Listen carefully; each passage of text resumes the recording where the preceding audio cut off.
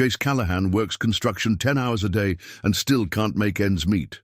At 34, he's raising his 8-year-old daughter Emma alone after losing his wife to cancer 2 years ago. Every dollar goes to rent, groceries, and Emma's school supplies. There's no safety net, no family money, just calloused hands and a father's determination to keep his little girl safe. One Tuesday afternoon changes everything. Jace sees a runaway delivery van speeding toward a crosswalk where a teenage boy in a wheelchair sits frozen in terror. Without thinking, Jace throws himself forward, shoving the boy to safety. The van hits Jace instead, shattering his spine and leaving him paralyzed from the chest down. When he wakes up in the hospital, unable to move and terrified about Emma's future, a woman in an expensive suit walks into his room. She introduces herself as Vivian Locke, the boy's mother and one of the richest women in America. But will her gratitude be enough to rebuild the life he sacrificed to save her son? Before we jump back in, tell us where you're tuning in from. And if this story touches you, make sure you're subscribed, because tomorrow I've saved something extra special for you. The alarm clock screams at 5:30 a.m. in a studio apartment that's seen better decades. Jace Callahan's eyes snap open on a Murphy bed that doubles as their living room couch. 8-year-old Emma sleeps peacefully beside him, her dark hair fanned across a pillow that's more duct tape than fabric. Jace slides out carefully, his work boots already by the door. The apartment is a testament to making do. Milk crates serve as furniture, and Emma's artwork covers water stains on the walls. Her colorful crayon drawings transform the shabby space into something that feels like home, each piece carefully taped up with the reverence of a gallery curator. The kitchen consists of a hot plate, a mini fridge, and a microwave that sounds like a jet engine when it runs. He starts coffee in a pot that's older than his daughter, watching the sun creep through blinds that don't quite close. Through the thin walls, he can hear Mrs. Chen next door getting ready for her shift at the diner. The building houses people like him, working folks who've learned that dignity doesn't pay the rent, but it's all they have left. "Daddy?" Emma's voice is soft, still heavy with sleep. "Right here, sweetheart." Jace moves to the bed, smoothing her hair. "Go back to sleep. It's early. Are you going to work?" "That's right. Tommy's dad is picking you up for school, remember?" Emma nods, her eyes already closing. Jace studies her face, so much like Sarah's, especially when she sleeps. The resemblance is both a comfort and a daily reminder of what they've lost. Sarah had the same way of scrunching her nose when she dreamed, the same stubborn cowlick that refused to lie flat no matter how much he smoothed it down. The coffee finishes brewing with a mechanical sigh. Jace pours it into a thermos that's made the trip to more job sites than he can count, its dented surface bearing the scars of a dozen different projects. He checks his wallet. $37 until Friday, enough for Emma's lunch money. And maybe gas, if he's careful.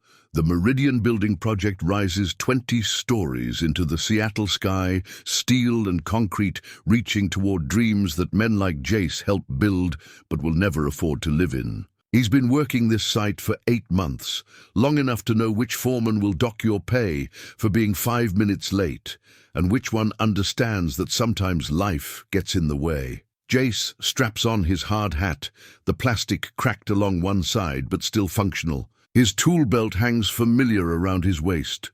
Hammer, measuring tape, utility knife, and the small photo of Emma and Sarah tucked into his shirt pocket. The photo is worn smooth from his fingers, edges soft with handling, but their faces are still clear. "Callahan!" Big Mike, the site foreman, waves him over.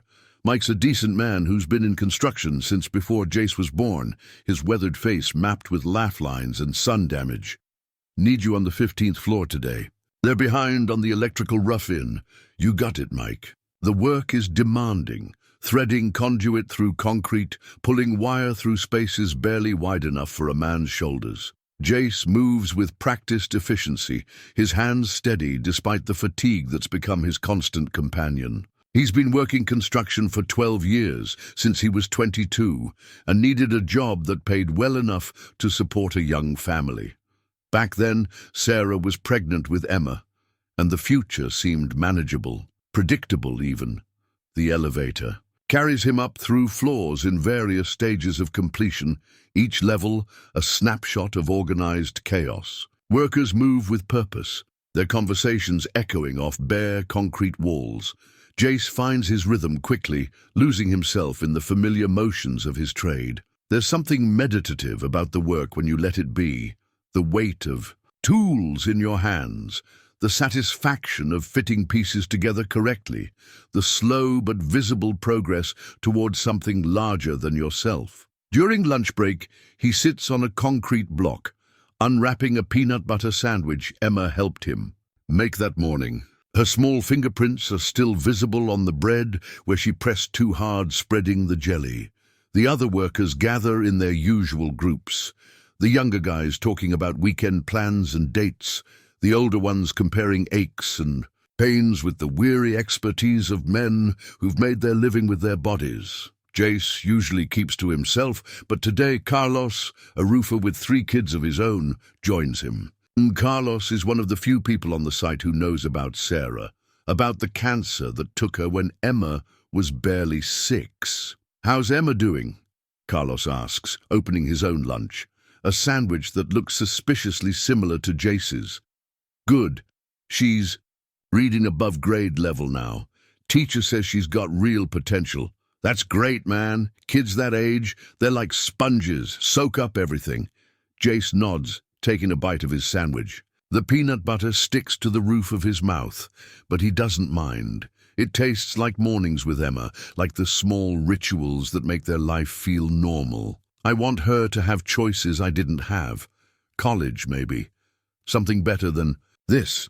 "Nothing wrong with this work," Carlos says, but his tone suggests he understands the sentiment. "No, there isn't. It's honest work, and it pays decent when there's enough of it. But I want her to have options. I want her to choose what she does with her life, not have it chosen for her by circumstances." They eat in comfortable silence, watching the city spread out below them. From this height, Seattle looks prosperous and clean, a city of coffee shops and tech companies, of waterfront condos and manicured parks. It's a different world from the one Jace navigates, where every grocery store purchase requires careful calculation, and a sick day means choosing between rent and food. But even from up here, he can see the other Seattle too. The neighborhoods where paint peels and gardens grow in whatever space people can claim. The bus stops where working people wait for rides to jobs that start before dawn. The schools like Emma's, where teachers do their best with limited resources and unlimited heart. The afternoon passes in a blur of wire and conduit, broken only by the occasional joke from a co-worker or the distant sound of traffic from the street below. Jace's body moves on autopilot, muscle memory guiding his hands while his mind wanders to Emma's evening routine. Homework at the kitchen table, dinner from whatever's cheapest at the store, maybe a story before bed if she's not too tired. Roosevelt Elementary sits in a neighborhood that's seen better days, but it's fighting hard to maintain its dignity. The playground equipment is maintained, but outdated, and the classroom windows are covered with security film that turns the sunlight prismatic. It's not where Jace would choose to send Emma if he had better options. But the teachers care about their students, and that's what matters most. Emma bounces out of the building, her backpack nearly as big as she is. Her smile lights up when she sees Jace waiting by the fence. He managed to get off work early today, a rare treat that required skipping lunch and working through his break. "Daddy, guess what we learned about today?" "What's that, sweetheart?" "Ocean. Animals? Did you know octopuses have 3 hearts? And they can change color to match rocks and coral and stuff?" Jace takes her hand as they walk toward the bus stop. Her excitement is infectious, reminding him why all the long hours and careful budgeting are worth it. "I did not know that. Tell me more about these octopuses." Emma chatters about marine biology as they wait for the bus, her enthusiasm painting vivid pictures of underwater worlds neither of them has ever seen. Jace listens carefully, asking questions that make her think deeper about what she's learned. These moments, walking with his daughter, hearing about her day, seeing the world. Through her curious eyes, make everything else worthwhile. On the bus, Emma curls up against his side, her head on his shoulder. The vibration of the engine and the warmth of his daughter's trust create a cocoon of contentment. For these 20 minutes, Jace allows himself to imagine a different life, one where he doesn't wake up every morning worried about money, where Emma's future isn't limited by his bank account, where saying yes to field trips and school supplies doesn't require mathematical calculations. Dinner is mac and cheese again, but Emma doesn't complain. She's learned not to ask for things they can't afford, a wisdom that breaks Jace's heart even as it makes him proud of her resilience. They eat at the small table by the window, Emma telling him about her friends and the science project she wants to do about dolphins. "Can we go to the aquarium sometime, Daddy?" The question hangs in the air between them. The Seattle aquarium costs more than Jace makes in a day, but Emma's eyes are bright with possibility. "Maybe for your birthday," he says, already calculating whether he can pick up extra shifts. "We'll see what we can work out." Emma nods, satisfied with the maybe. She's learned to find hope in possibilities, to trust that her father will move mountains if he can. After dinner, they work on her homework together, Jace helping with math problems that are surprisingly challenging for second grade. He may not have gone to college, but he's determined that Emma will have every tool she needs to succeed. Bedtime is their favorite ritual. Emma brushes her teeth in the bathroom they share with the apartment next door, then settles into the Murphy bed, while Jace dims the lights. Tonight, she chooses a story about a brave little girl who discovers a secret garden behind her apartment building. "Do you think there might be a secret garden here, Daddy?" Jace looks around their small space, at Emma's artwork covering the water. Stains at the way she's made this tiny apartment into something beautiful through sheer force of imagination. "I think you've already found it, sweetheart. Right here." Emma falls asleep with her hand in his, her breathing settling into the steady rhythm that means she feels safe. Jace stays awake longer, watching her sleep and thinking about the future. There are scholarships for kids like Emma, programs that could help her reach college. He just has to keep working, keep saving, keep believing that hard work and love are enough to build a better life. Outside, the city hums with late-night activity. People coming home from evening shifts, teenagers gathering on street corners, the distant sound of sirens that could be racing toward any one of 100 small emergencies. But inside their small sanctuary, all is peaceful. Emma dreams her ocean dreams, and Jace plans for tomorrow, another day in their careful, loving routine. He pulls out his own worn notebook and makes a few notes. Emma's lunch money for the week, the electric bill due on Friday, a reminder to ask Mike about weekend overtime. The numbers don't add up to much, but they add up to enough. For now, that has to be sufficient. Before he sleeps, Jace allows himself one small luxury, a few minutes to remember Sarah. Not the sick woman she became at the end, but the young mother who used to sing Emma to sleep, who could make their tiny apartment feel like a palace through sheer joy and determination. She would be proud of Emma, proud of the way they've managed to build something good from what felt like insurmountable loss. Tomorrow will bring another early alarm, another day of honest work, another evening of homework and stories. It's a simple life, maybe even a hard one, but it's theirs. And for Jace Callahan, that makes it precious beyond measure. Tuesday afternoon arrives with the kind of crisp October air that makes Seattle feel like possibility itself.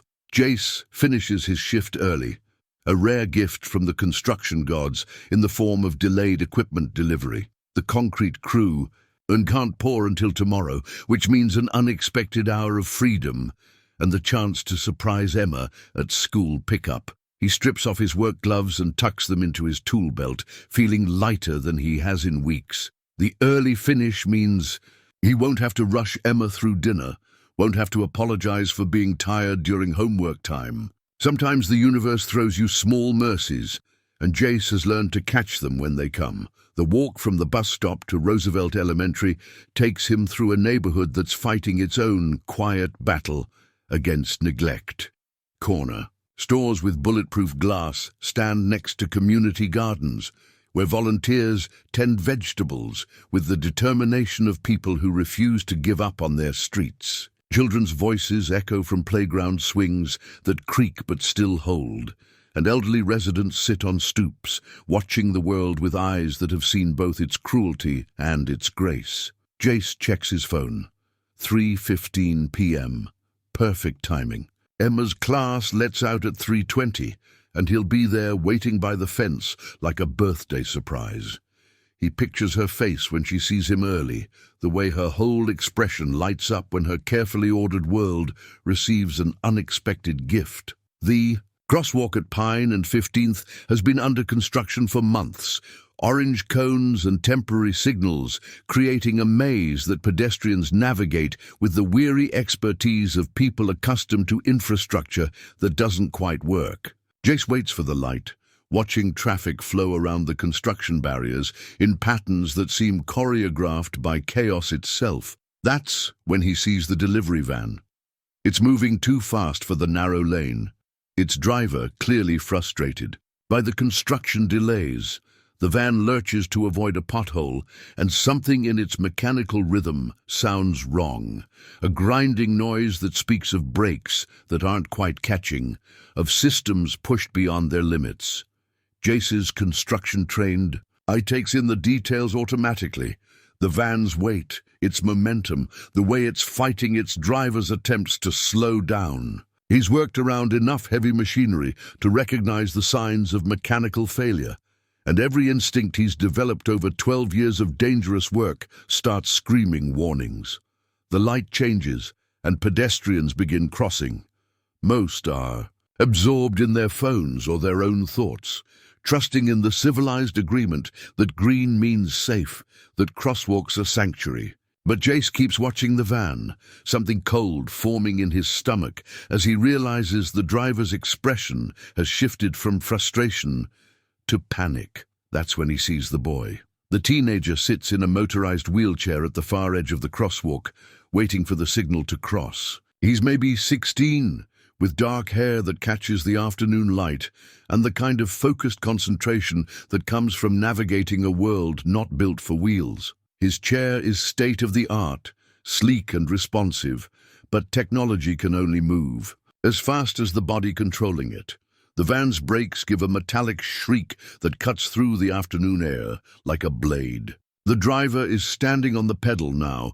Jace can see it in his posture, but physics and momentum have taken over. The heavy vehicle slides forward on worn brake pads, its trajectory aimed directly at the crosswalk where the boy sits, still unaware of the approaching disaster.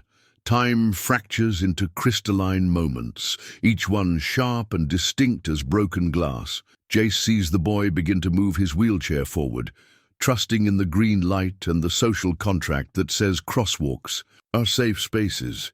He sees other pedestrians starting to notice the van's distress, their faces beginning to register alarm. He sees the driver's desperate attempts to steer away from the crowd, but the construction barriers leave no room for evasion. The boy is going to die. The thought arrives with absolute clarity, stripping away every other consideration. In 3 seconds, maybe 4, 20 years of life will end in screaming metal and physics that care nothing for potential or dreams or the people who love this child. Unless something changes, unless someone acts, Jace doesn't remember making the decision. His body moves before his mind catches up, 12 years of construction work having taught him that sometimes you react first and think later, because thinking takes time, and time is the one thing you don't have when disaster strikes. He runs. His work boots pound against asphalt as he sprints toward the crosswalk, his tool belt jangling with each stride. The distance feels impossible.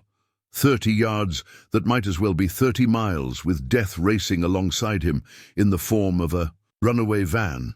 But Jace has spent his adult life lifting steel and hauling concrete, and his body remembers how to move when everything depends on speed. The boy sees him coming and freezes, confusion replacing concentration on his young face.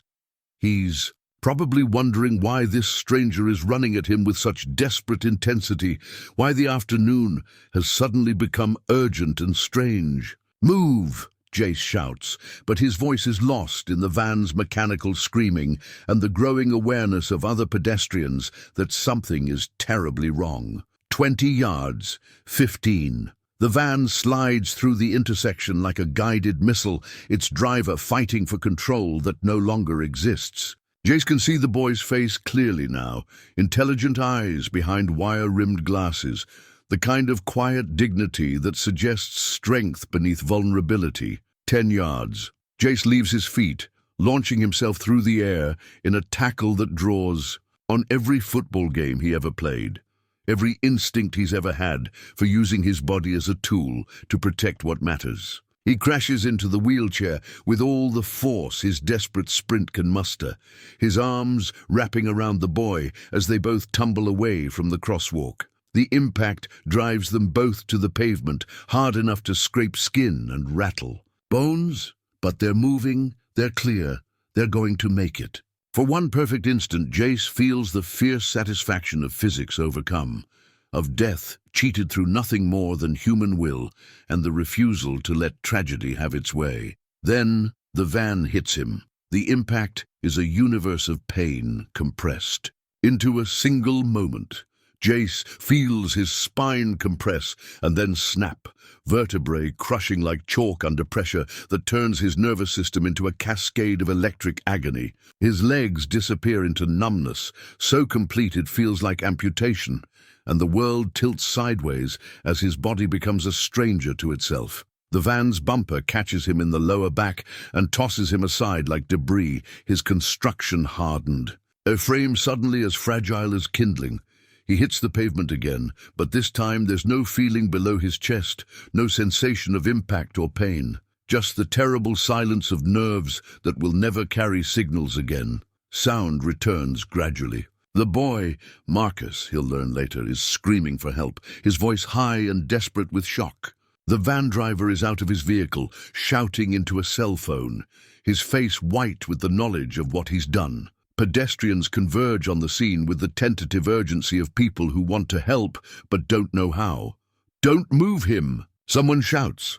A woman with medical training, maybe, or just the kind of common sense that emerges in crisis. His back might be broken. Jace tries to laugh at the irony, but no sound emerges. His back isn't broken, it's destroyed. He can feel the damage like a map of devastation. Vertebrae shattered beyond repair, spinal cord severed as cleanly as if cut with a blade. The body that has carried him through 34 years of life has become a prison, and he's trapped inside with nothing but his thoughts and the growing realization of what this means. Emma. Oh God, Emma. The thought of his daughter hits him harder than the van did. She's supposed to be picked up from school in 5 minutes. She'll wait by the fence, scanning the crowd for his familiar face, and when he doesn't come, worry will creep into her 8-year-old heart like poison. Mrs. Chen will eventually get the call. We'll have to tell Emma that Daddy is hurt. We'll have to somehow explain the inexplicable. Sirens wail in the distance, growing closer with each second. The boy, Marcus, has stopped screaming and is now holding Jace's hand, his young face streaked with tears and guilt. "I'm sorry," Marcus whispers. "I'm so sorry. This is my fault." Jace wants to tell him no, wants to explain that heroes don't regret their choices, that some things are worth any cost. But speech requires breath, and breath requires muscles that no longer obey his commands, so he squeezes Marcus's hand with what strength remains in his arms and hopes the boy understands. The paramedics arrive with practiced efficiency, their voices calm and professional as they assess damage that Jace already knows is irreversible. They slide a backboard beneath him with careful precision, immobilizing a spine that will never move him again. The journey to the ambulance passes in a haze of medical terminology and radio chatter. Words like possible T6 complete and emergent transport that sound like a foreign language describing someone else's catastrophe. As they load him into the ambulance, Jace catches a glimpse of a woman approaching the scene. She's impeccably dressed, despite the chaos, moving with the kind of purposeful grace that suggests both authority and deep concern. Her eyes find Marcus immediately, and her face transforms from composed control to raw, maternal anguish. "Marcus!" she calls, her voice cutting through the ambient noise of emergency response. "Oh my God, Marcus, are you hurt?" This must be his mother, Jace realizes through the fog of shock and medication. She looks like money, not flashy wealth, but the kind of deep prosperity that shows in perfectly tailored clothes and genuine confidence. She kneels beside Marcus's wheelchair, her hands checking him for injuries with the desperate efficiency of love combined with panic. "I'm okay, Mom," Marcus says, his voice still shaky. "But this man, he saved me. The van was going to hit me, and he—" The woman's eyes find Jace for the first time, and he sees something profound pass across her features. Recognition, perhaps, or the dawning awareness that her son's safety has come at an unthinkable cost. She approaches the ambulance, her expensive heels clicking against asphalt that's stained with motor oil and human courage. "What's his name?" she asks the paramedic. "Jace Callahan," the EMT responds, reading from a wallet they've pulled from his work pants. "Construction worker. We found contact information for his daughter's school." The woman's face goes pale. "His daughter?" 8 years old, according to the emergency contact form. Someone's calling the school now. Jace watches her absorb this information, sees the moment when the full weight of what's happened settles into her consciousness. Her son is alive because this stranger sacrificed everything.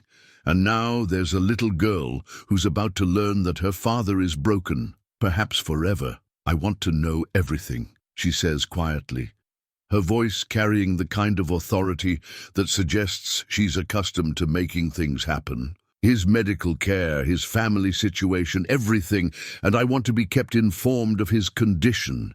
Mom, we really need to get him to the hospital." "Of course. Go. I'll follow." She looks at Jace one more time, and he sees something in her eyes that might be a promise. "Thank you," she whispers. "Thank you for my son." The ambulance doors close, and the world becomes a cocoon of medical equipment and controlled urgency.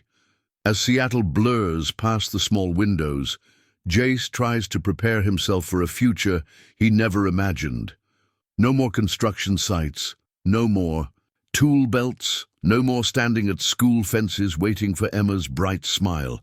His carefully built life has crumbled in the space between heartbeats, leaving behind only questions and the terrible certainty that everything has changed forever. But Marcus is alive. A 16-year-old boy, who Jace has never met and will probably never really know, is breathing because of a choice made in desperate seconds. In the growing darkness of his new reality, Jace holds on to that single truth like a lifeline. Sometimes, heroism isn't about glory or recognition. Sometimes it's just about refusing to let tragedy win, no matter what it costs you. The ambulance screams through Seattle traffic, racing toward a hospital where doctors will confirm what Jace already knows. His old life is over, but somewhere behind them, a boy named Marcus is going home to his mother, and that has to be enough. It has to be everything. The intensive care unit at Harborview Medical Center operates in a twilight world of beeping monitors and hushed conversations, where time moves differently and hope becomes a carefully rationed commodity. Jace surfaces from surgery into this strange new reality, consciousness returning in waves that bring awareness of what he's lost, along with what he's retained. The hospital bracelet around his wrist reads, "Callahan Jace, T6 complete," in block letters that reduce his catastrophe to medical shorthand. T6 complete, 6th thoracic vertebra, complete spinal cord injury. The words mean paralysis from the chest down, mean a life in wheels instead of on feet, mean everything familiar has become foreign territory. Dr. Martinez, the neurosurgeon, has kind eyes and the weary competence of someone who delivers life-altering news several times a week. She explains the injury with careful precision. The van's impact crushed his T6 vertebra completely, severing his spinal cord like a cable cut with wire cutters. No sensation below the injury site, no voluntary movement, no hope of natural recovery. "The good news," she says, and Jace almost laughs at the concept of good news in this context, "is that your upper body strength and function are completely intact. With proper rehabilitation, you can live a full, independent life." Independent. The word hangs in the antiseptic air like a challenge. How can he be independent when he can't walk to Emma's school, can't climb construction scaffolding, can't even stand to reach the top shelf of their kitchen cabinet? But he nods because Dr. Martinez is trying to help, and arguing with reality won't change the damage already done. Emma's first visit breaks his heart and rebuilds it simultaneously. Mrs. Chen brings her during evening visiting hours, her small, hand-gripping their elderly neighbor's fingers with the desperate trust of a child whose world has tilted off its axis. She's wearing her favorite dress, the blue one with butterflies that Sarah bought her last birthday, and carrying a handmade card that reads, "Get well soon, Daddy," in crayon letters that waver with 8-year-old concentration. "Does it hurt?" Emma asks, climbing carefully into the chair beside his bed. Her voice is smaller than usual, uncertain in the way children get when adults stop pretending everything is fine. "Not much, sweetheart. The doctors gave me good medicine. It's true, in a way. The physical pain is manageable now, controlled by pharmaceutical precision. It's the other pain, the emotional devastation of realizing he can't feel her small hand when she rests it on his leg, that threatens to drown him." "Mrs. Chen says you're going to be in the hospital for a while." "That's right, but I'm going. To get better, and then I'll come home." Emma nods solemnly, accepting this promise with the faith children reserve for their parents. She doesn't understand that better has been redefined, that home might become impossible in their third floor, walk-up apartment. At 8, she believes love can fix anything, and Jace isn't ready to teach her otherwise. She shows him her card, explaining each crayon flower and stick figure drawing with the earnest detail of a museum curator. The front shows their family, 3 people holding hands under a yellow sun. Emma, Jace, and Sarah, drawn from memory and hope. On the inside, she's written, "I love you, Daddy, come home soon." The financial reality hits 3 days later when the hospital's billing department sends someone to discuss payment options. Jace's construction job provides basic health insurance, but basic becomes inadequate when faced with the astronomical costs of spinal cord rehabilitation. The woman explaining his options has the practiced sympathy of someone who delivers financial catastrophe alongside medical bills, her voice gentle but relentless as she outlines co-pays and deductibles that exceed his annual salary. No work means no income. No income means no rent money. No rent money means Emma loses the only home she's known since Sarah died. The mathematical brutality of American healthcare reduces his heroic sacrifice to a series of impossible choices, each one worse than the last. "There are programs," the billing woman explains, sliding pamphlets across his bedside table. "Medicaid, disability benefits, charity care applications. It takes time to process, but there are options. Time. As if time isn't the enemy when rent is due in 2 weeks, and Emma needs stability more than anything else in her young life. Jace studies the pamphlets with growing despair, realizing that saving Marcus's life has condemned his daughter to a future of bureaucratic uncertainty and subsidized poverty. That's when Vivian Locke makes her first formal visit. She arrives during the afternoon shift change, when the ICU settles into its quieter rhythm, and visitors can speak without competing with the controlled chaos of medical emergencies. Jace recognizes her immediately, the woman from the accident scene, Marcus's mother, still impeccably put together despite the emotional weight she carries. Up close, she's more human than he expected. Money shows in her clothes and bearing, but grief and gratitude show in her eyes. She moves with the careful hesitation of someone entering sacred space, unsure of her welcome, but determined to proceed. "Mr. Callahan, I'm Vivian Locke, Marcus's mother." Her voice carries the kind of educated confidence that comes from boardrooms and private schools, but it's softer now, uncertain in the way powerful people get when confronted with situations their influence can't control. "How is he?" Jace asks. "Because that's what matters most." "Marcus, is he okay?" "He's fine. Physically, completely unharmed. Emotionally," she pauses, choosing her words carefully, "he's struggling with guilt. He blames himself for what happened to you. He shouldn't. This wasn't his fault. I've told him that. But he's 16, and logic doesn't always penetrate teenage guilt." She settles into the visitor's chair, her designer handbag placed precisely beside her feet. "I wanted to thank you properly.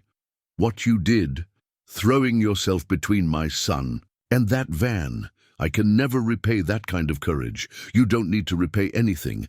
Any parent would have done the same." "No," Vivian says firmly, "not anyone. Most people would have hesitated, would have calculated the risk. You didn't hesitate. You saved my son's life, and I need you to understand what that means to me." She reaches into her handbag and withdraws a business card, placing it on his bedside table with the ceremony of a contract signing. "I want to help. Medical bills, rehabilitation costs, living expenses, whatever you need. Money isn't an object." Jace stares at the card without touching it. "Vivian Locke, Chief Executive Officer, Locke Industries." Even in his limited understanding of Seattle's business landscape, he recognizes the name.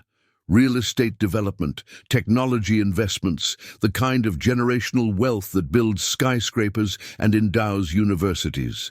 "I appreciate the offer, but I can't accept charity." "It's not charity, it's responsibility. My son is alive because you sacrificed your ability to work, to provide for your daughter. That creates an obligation." "To who?" "I didn't save Marcus to get paid for it." Vivian leans forward, her voice taking on the edge of someone accustomed to negotiating difficult conversations. "What's your daughter's name?" "Emma. Emma is 8 years old, and her father just became disabled saving my son's life. She's about to lose her home, her stability, possibly her future educational opportunities, all because you chose to be heroic. If our situations were reversed, if Marcus had saved Emma and I was sitting in that wheelchair, would you let my child suffer to preserve my pride?" The question hits like a physical blow. Jace sees Emma's face, remembers her trust that love can fix anything, and realizes that his pride might be the most expensive luxury he's ever considered. "What exactly are you offering?" "Complete medical coverage beyond what your insurance provides, a living allowance that matches your construction salary, educational support for Emma. And when you're ready, when you've completed rehabilitation and decided what you want to do next, job opportunities within my company that accommodate your new circumstances." It's too much. The offer is so comprehensive, so far beyond what he could ever hope to repay, that it feels like selling his soul for his daughter's security. But Emma's face keeps returning to his thoughts, along with the terrible mathematics of disability in America. "I need time to think about it."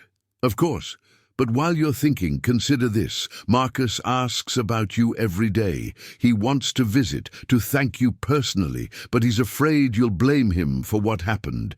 Maybe helping each other heal is exactly what both our families need." She stands to leave, her movements precise and controlled. At the doorway, she pauses.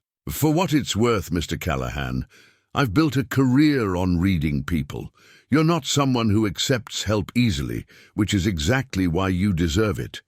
Sometimes the strongest thing you can do is let others carry some of the weight." After she leaves, Jace stares at the business card for a long time.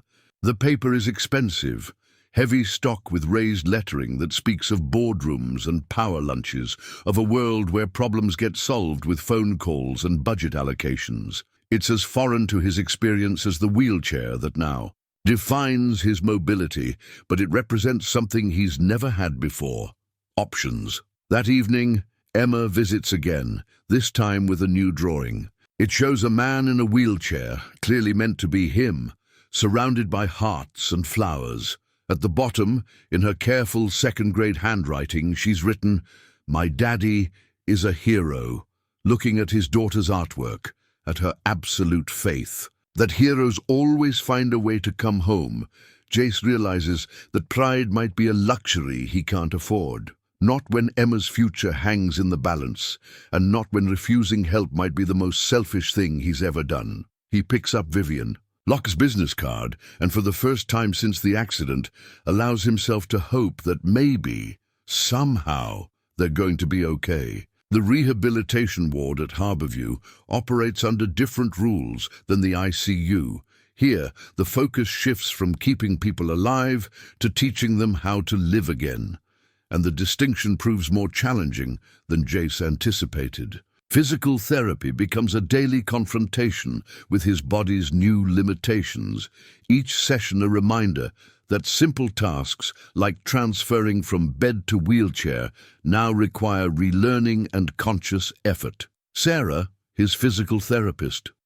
The coincidence of names isn't lost on him, has the patient determination of someone who's guided hundreds of people through this same journey. She's maybe 40, with calloused hands that speak of years spent helping people reclaim their independence, one muscle group at a time. Anger is normal, she tells him during a particularly frustrating session where he's struggling to transfer smoothly from his wheelchair to the parallel bars. Most people go through it.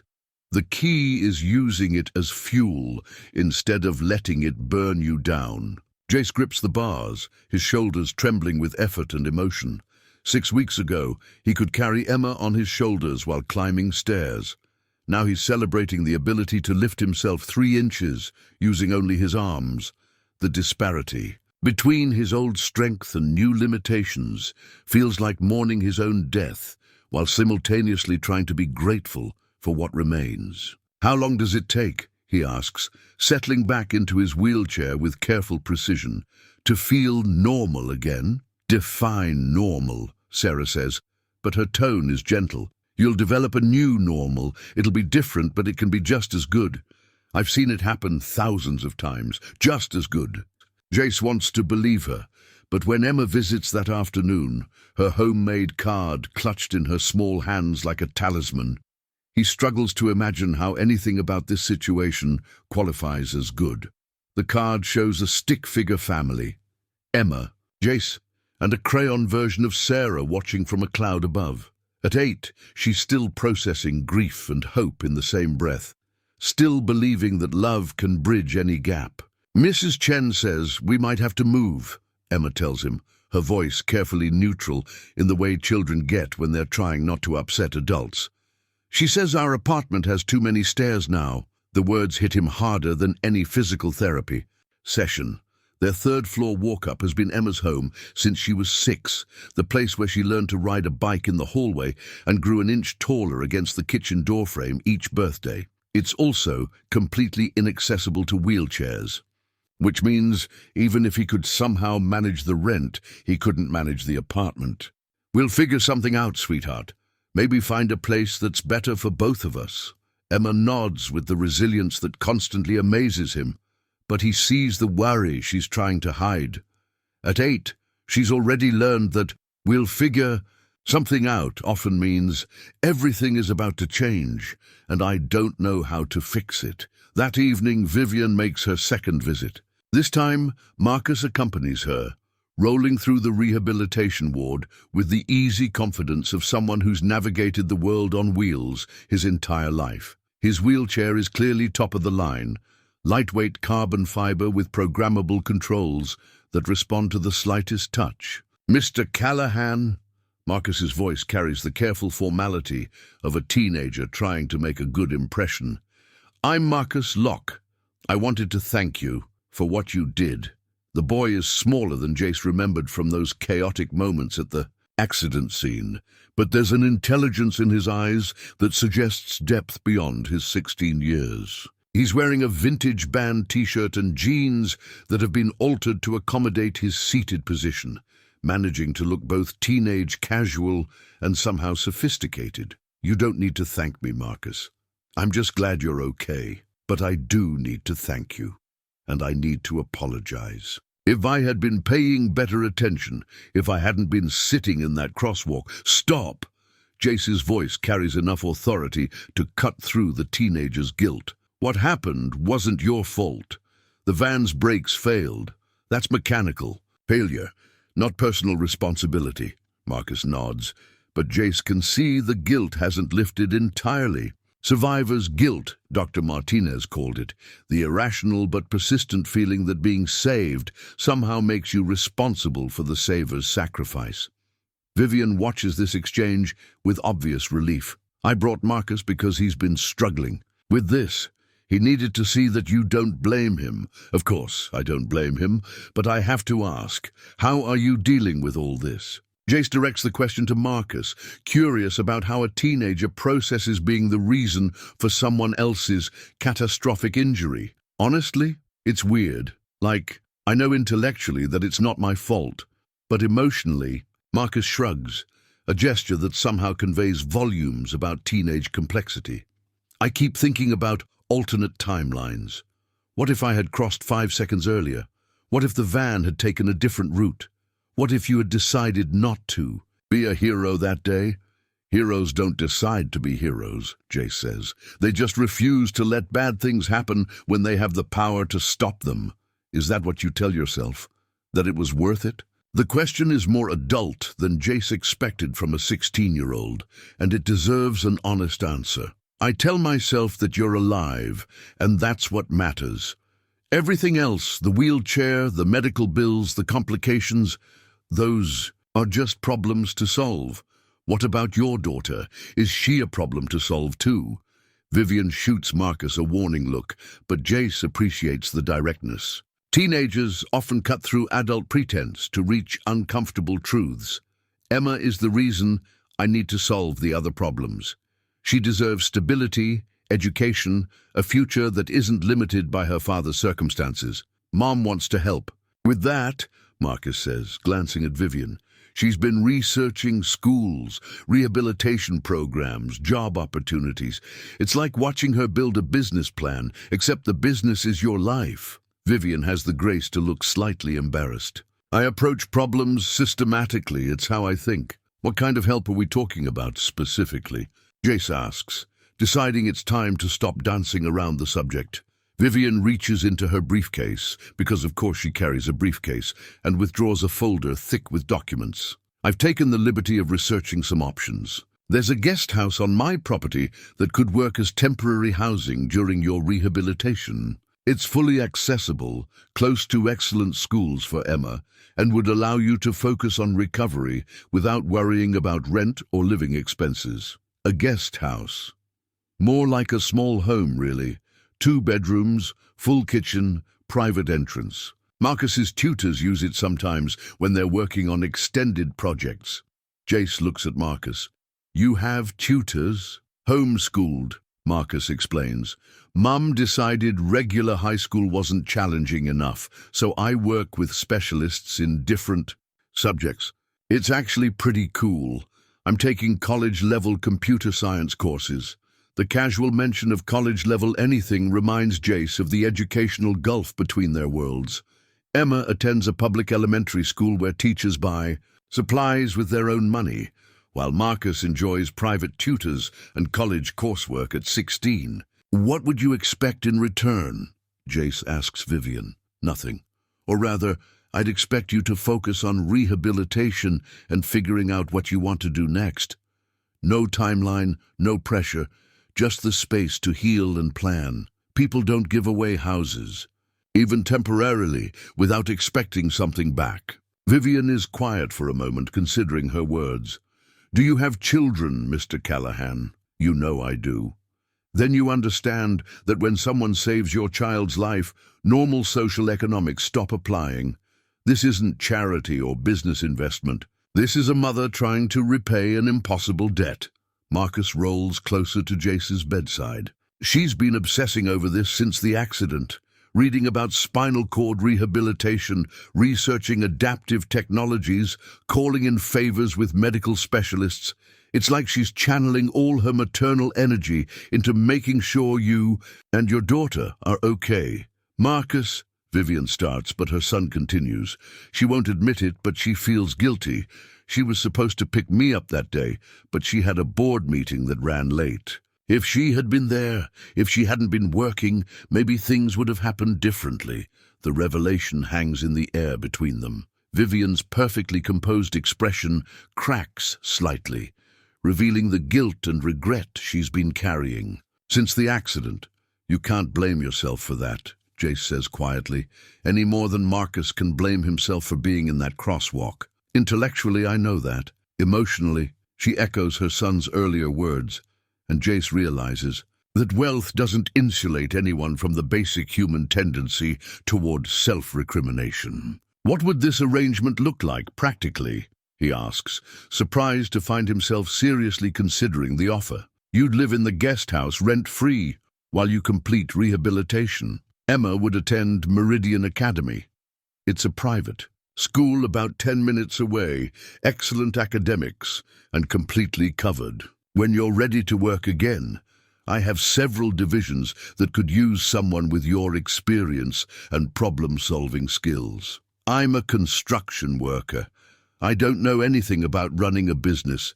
You're a construction worker who spent 12 years solving complex logistical problems, managing teams, and ensuring that projects get completed safely and on time. Those are transferable skills, Marcus grins. Plus, she needs someone who isn't afraid to tell her when her ideas are terrible. Most of her employees are too intimidated to be honest. Marcus, Vivian protests, but there's affection in her voice. It's true. You surround yourself with yes people. It's one of your few flaws. Watching them banter, Jace sees something he didn't expect, a normal family dynamic beneath the wealth and formality. Marcus teases his mother with the casual irreverence of any teenager, and Vivian responds with the exasperated fondness of any parent. They're not so different from him and Emma, just wrapped in more expensive packaging. I need to think about this, Jace says finally, and I need to talk to Emma. She should have a say in whether we uproot her life. Of course, Vivian says, take all the time you need. The offer isn't going anywhere. After they leave, Jace sits in his wheelchair staring out the rehabilitation ward window at Seattle's skyline. Somewhere out there, Emma is doing homework at Mrs. Chen's kitchen table, probably wondering when her father is coming home, and whether home will be the same place when he does. The choice shouldn't be this difficult. Vivian's offer solves every practical problem they're facing: housing, medical care, Emma's education, his own future employment. It's a gift so comprehensive it feels almost mythical, like winning a lottery he never bought a ticket for. But accepting it means acknowledging that his old life is truly over, that the careful independence he's built since Sarah's death has crumbled as completely as his shattered vertebrae. It means trusting his daughter's future to a woman he barely knows, no matter how genuine her gratitude seems. That night, Emma calls him from Mrs. Chen's apartment, her voice bright with 8-year-old determination to keep his spirits up. Guess what I learned in school today, Daddy? What's that, sweetheart? Did you know some birds can't fly, but they're still birds? Like penguins and ostriches. Mrs. Patterson says they adapted to their environment differently, but they're just as good at being birds as the ones that fly. Jace closes his eyes, overwhelmed by his daughter's innocent wisdom and her ability to find hope in the most unlikely places. That's a very smart observation, Emma. I think maybe people are like that too, different ways of moving around, but still the same people. After they hang up, Jace makes his decision, not because he wants to accept charity, but because Emma deserves every opportunity to fly, even if her father has to learn new ways of moving through the world. Sometimes love means swallowing your pride and accepting help, especially when that help comes from someone who understands the weight of impossible debts and unpayable gratitude. The Locke estate sits on 5 acres of meticulously maintained grounds in Bellevue, where old money and new tech wealth create neighborhoods that feel more like private parks than residential areas. As the accessible van navigates the circular driveway, Emma presses her face to the window with undisguised amazement. "Daddy, is this really where we're going to live?" Jace follows her gaze, taking in the main house, a sprawling contemporary structure of glass and stone that probably costs more than he'll earn in several lifetimes. But their destination is smaller, a charming guest house tucked among mature evergreens, designed with the kind of thoughtful elegance that whispers money rather than shouting it. "Just for a while, sweetheart, until Daddy gets better and we figure out what comes next."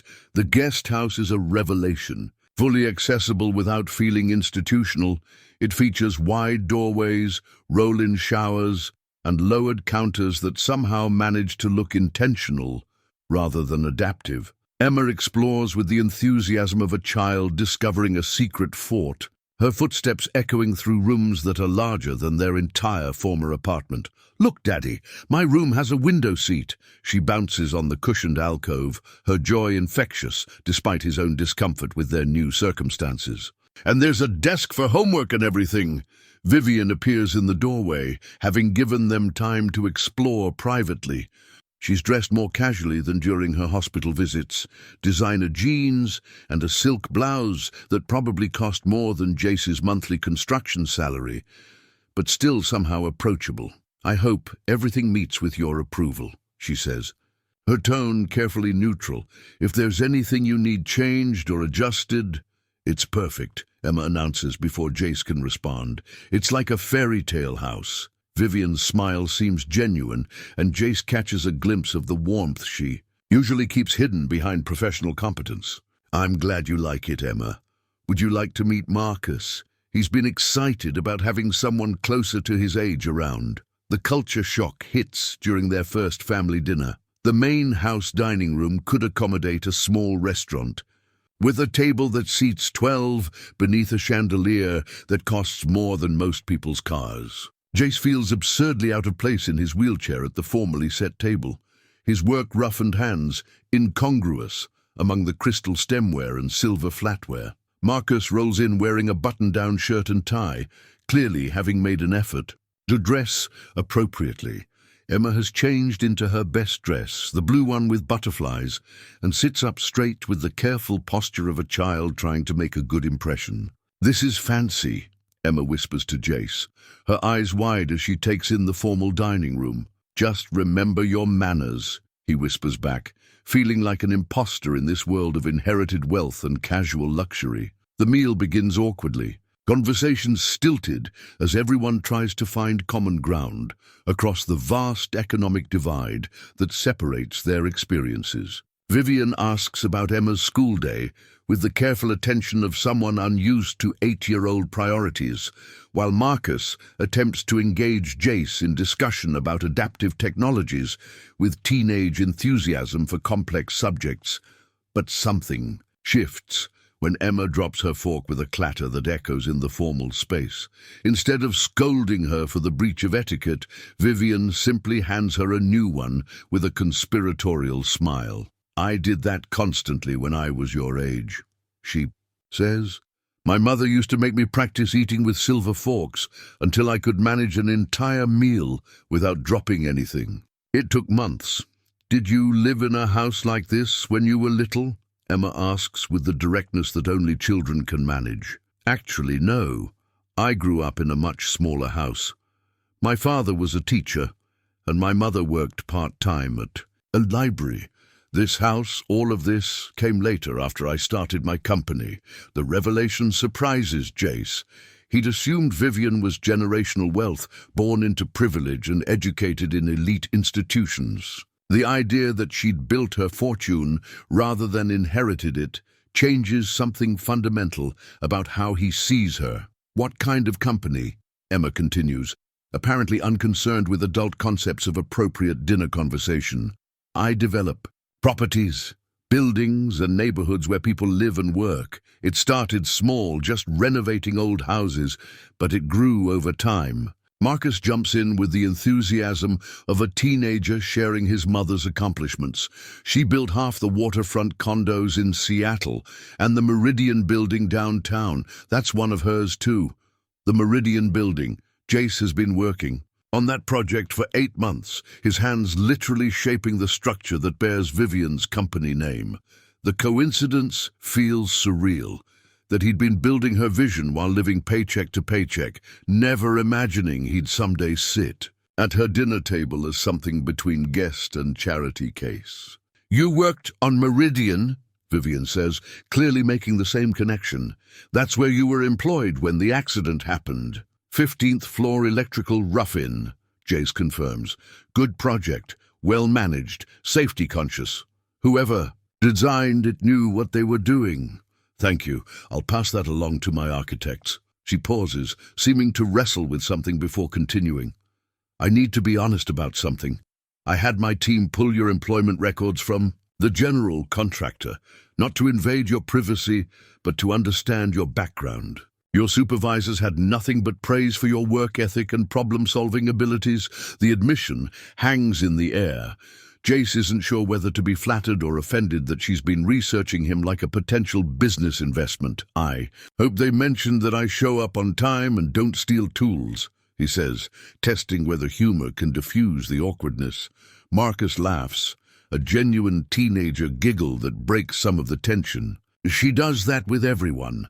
Researches them to death before deciding whether to trust them. It's not personal, it's due diligence," Vivian says defensively. "I have a responsibility to my company and my son to understand who I'm allowing into our lives." "And what did your due diligence tell you?" Vivian meets his eyes directly. "That you're exactly the kind of person who would throw himself in front of a van to save a stranger's child. Reliable, selfless, and stubbornly independent to a fault." Emma, who has been following this adult conversation with the intense focus children bring to discussions they sense are important, speaks up. "Daddy is the best daddy in the whole world. He takes care of everyone." The simple declaration, delivered with 8-year-old certainty, seems to melt some of Vivian's professional reserve. "I can see that, Emma. You're very lucky to have him." "No. He reads me stories every night and helps with my homework and makes the best pancakes." "Well, he used to make pancakes. I don't know if he can reach the stove now." The innocent observation about his changed capabilities hits harder than any medical diagnosis. Emma isn't being cruel. She's simply processing their new reality with the matter-of-fact acceptance that children bring to life's challenges. But her words remind everyone at the table that this arrangement is born from loss, not choice. The guest house kitchen is designed for wheelchair access, Vivian says gently. "Lower counters, pull-out shelves, accessible appliances. You should be able to make pancakes whenever you want." After dinner, Marcus offers to show Emma his room while the adults have coffee. Jace watches his daughter follow the teenager with complete trust, chattering about her favorite books and asking questions about his wheelchair with the uninhibited curiosity that makes adults uncomfortable, but somehow doesn't bother Marcus at all. "She's remarkable," Vivian says once they're alone. "So resilient and positive despite everything she's been through." She gets that from her mother. "Sarah was the strongest person I ever knew, right up until the end. I'm sorry for your loss. Losing a spouse so young." She trails off, and Jace senses there's personal experience behind her sympathy. Marcus mentioned that his father passed away 3 years ago, heart attack at 42. David was supposed to live forever. He was one of those people who seemed indestructible. But sometimes life doesn't care about our plans. They sit in comfortable silence, two people who've learned that tragedy doesn't discriminate and that resilience is often the only choice you have. In the distance, they can hear Emma's laughter mixed with Marcus's voice, and the sound creates something like hope in the formal dining room. "Can I ask you something?" Jace says finally. "Of course." This guilt you're carrying about not picking Marcus up that day, is that really why you're doing all this? Vivian considers the question carefully, swirling her coffee with the same precision she probably brings to boardroom negotiations. Partially. But it's more complicated than simple guilt. After David died, I threw myself into work completely. 16-hour days, constant travel, building the company into something that could support us forever. I told myself I was securing Marcus's future, but really I was just avoiding the grief. Work can be a good distraction. It can also be an excuse to avoid the harder parts of parenting. Marcus needed his mother, not just financial security. The accident forced me to confront that. When I saw you risk everything for a child who wasn't even yours, it made me realize I'd been failing my own son. The honesty in her admission surprises him. This is a different Vivian than the composed businesswoman who visited him in the hospital, more human, more vulnerable. From what I can see, Marcus turned out pretty well despite your work schedule. He did, but not because of my parenting. He raised himself, essentially. Brilliant, independent, more mature than most adults I know, but he's also lonely in ways I'm just beginning to understand. Hidden in her desk drawer, Jace spots the corner of a silver picture frame, positioned so only she can see it. He recognizes the defensive positioning. He keeps Sarah's photo in his wallet the same way, close enough to provide comfort, but private enough to control when he shares the grief. It's hard, he says simply, figuring out how to be a single parent, especially when you're trying to heal from your own loss while helping your kid process theirs. How do you do it? Balance your own grief with Emma's needs. Badly, most days. But she makes it easier. Kids have this way of living in the present that adults have forgotten. She misses her mother, but she doesn't let missing Sarah stop her from being excited about tomorrow. As if summoned by their conversation, Emma and Marcus return. Emma carrying a small device that looks like a miniature tablet. "Look what Marcus showed me," she announces. "It's like a computer, but it controls his wheelchair and his room and everything." Marcus grins with the pride of someone sharing his favorite technology. It's called environmental control. I can adjust the lights, temperature, music, even order food delivery, all from my chair or my phone. "That's amazing," Jace says, genuinely impressed. "When I was your age, remote controls were cutting-edge technology." Marcus says maybe I can learn about computers too, Emma continues. He's going to show me some programs for kids. Watching his daughter's excitement, seeing how naturally she's adapting to this new environment, Jace feels something shift in his chest. Maybe this arrangement can work.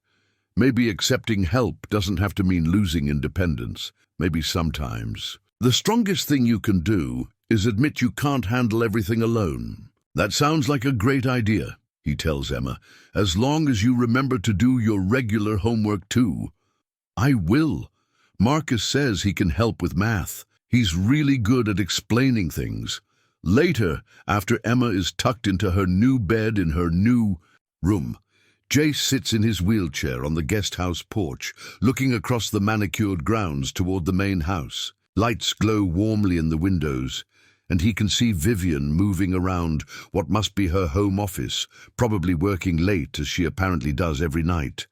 The contrast between his old life and this new reality still feels surreal. 6 weeks ago, he was calculating whether he could afford Emma's school supplies. Now she's sleeping in a room that's bigger than their entire former apartment, with educational opportunities he never could have provided. But underneath the gratitude, anxiety gnaws at him. What happens when Vivian realizes that having a disabled construction worker and his 8-year-old daughter living on her property is more complicated than her research suggested? What happens when the novelty wears off and they become an inconvenience rather than a charity project?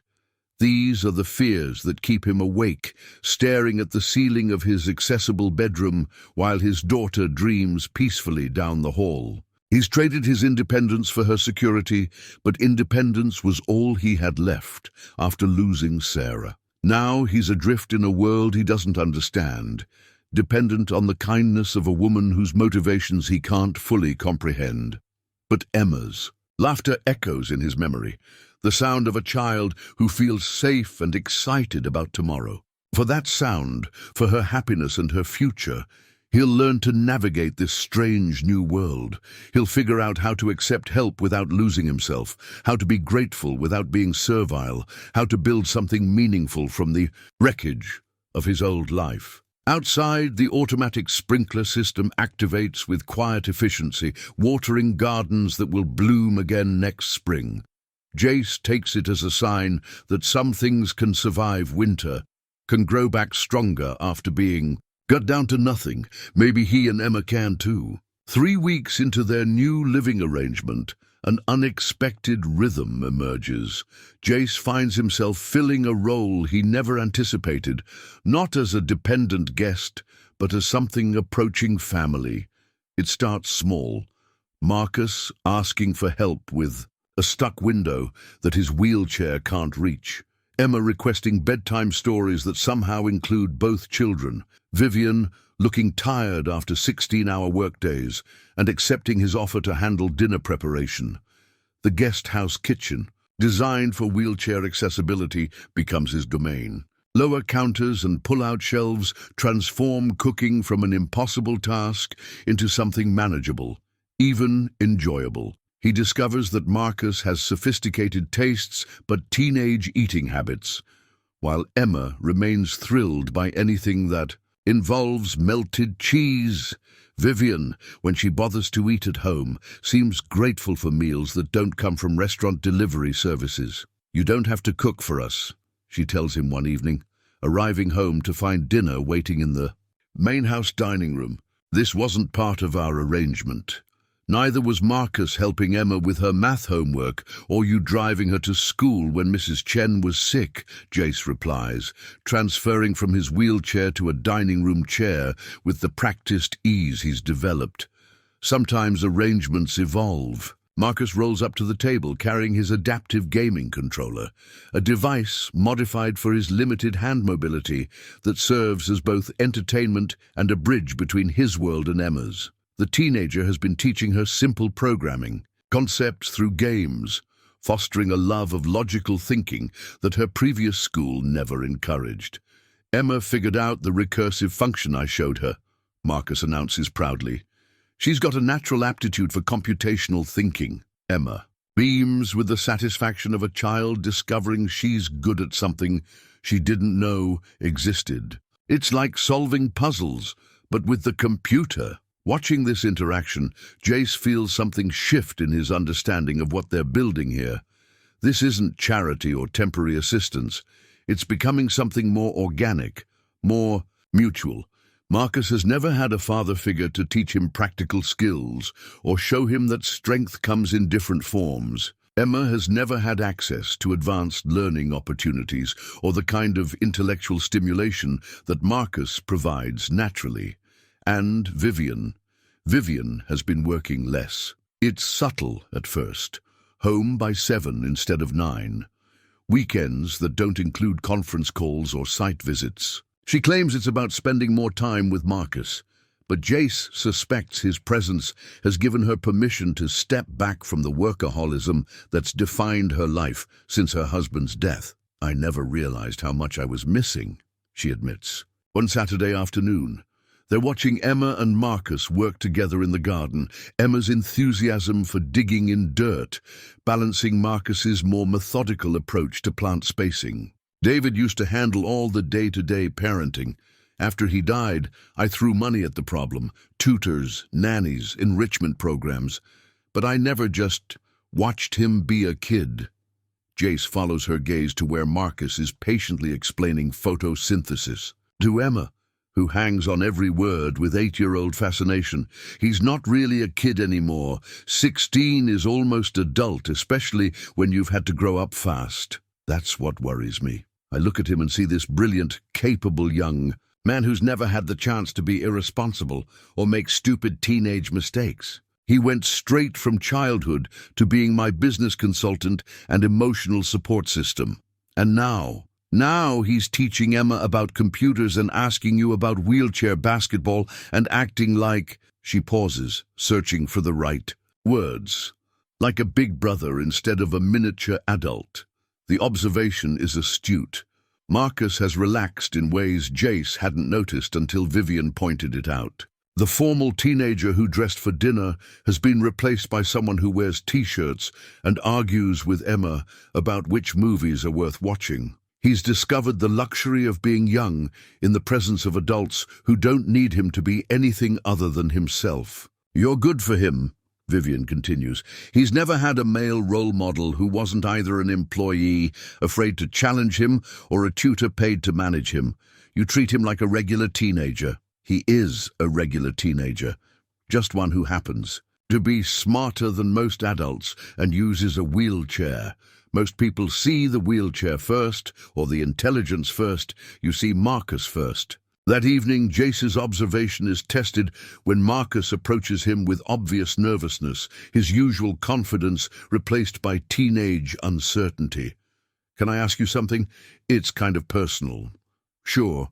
Jace sets aside the book he's been reading, a rehabilitation guide that Vivian ordered for him, filled with inspiration stories and practical advice that mostly makes him feel behind schedule in his own recovery. How do you deal with people feeling sorry for you? The question, it's deeper than Jace expected.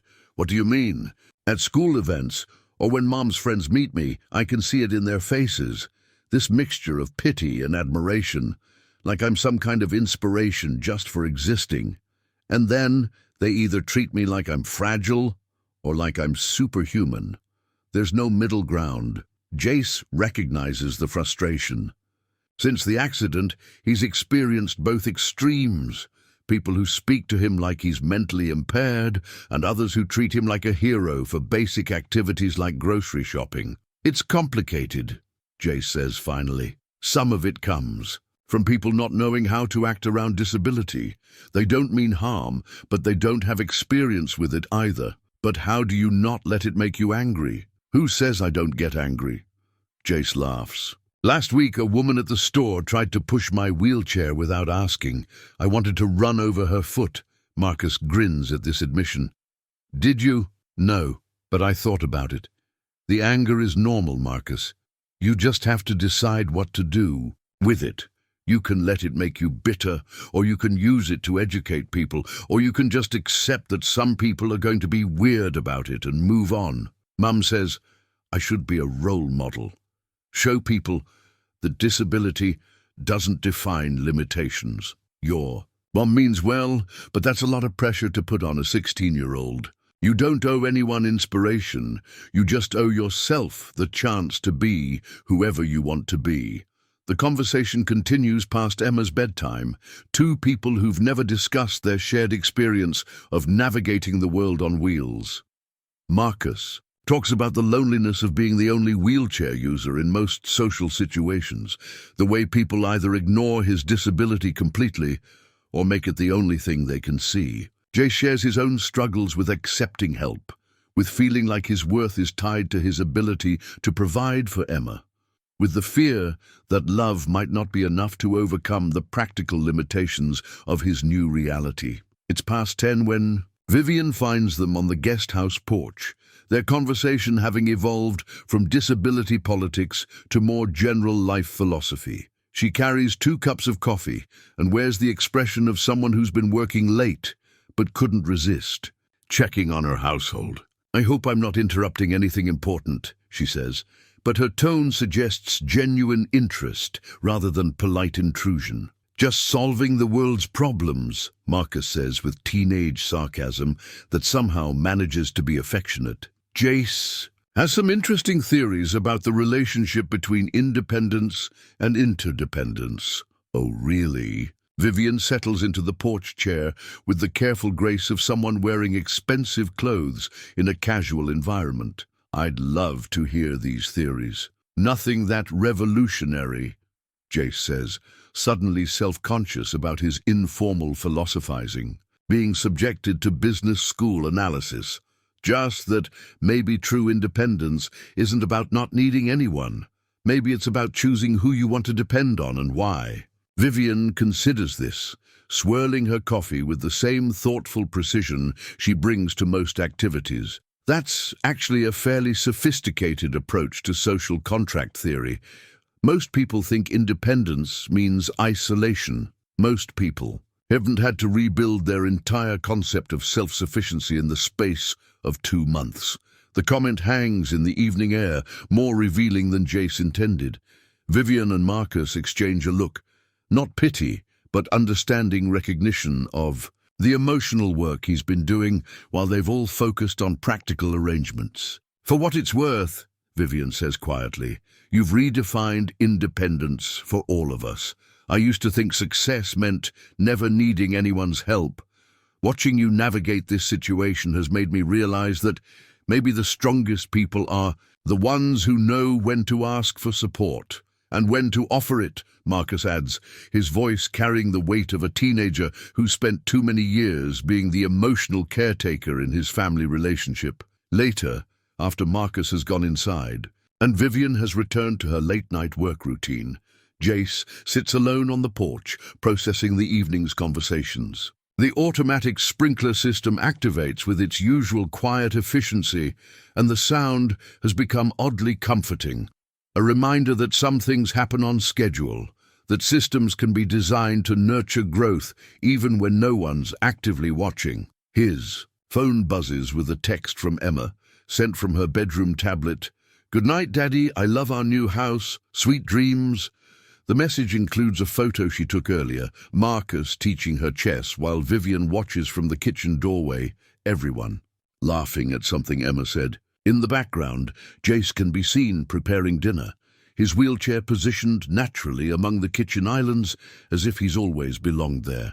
Looking at the photo, he realizes that somewhere in the past 3 weeks, this arrangement has stopped feeling temporary. Not because he's given up on independence, but because he's discovered that independence doesn't have to mean isolation. Emma is thriving in ways he never could have provided alone. Marcus is discovering the joy of being a big brother instead of a business partner. And Vivian is learning to balance success with presence, ambition with family.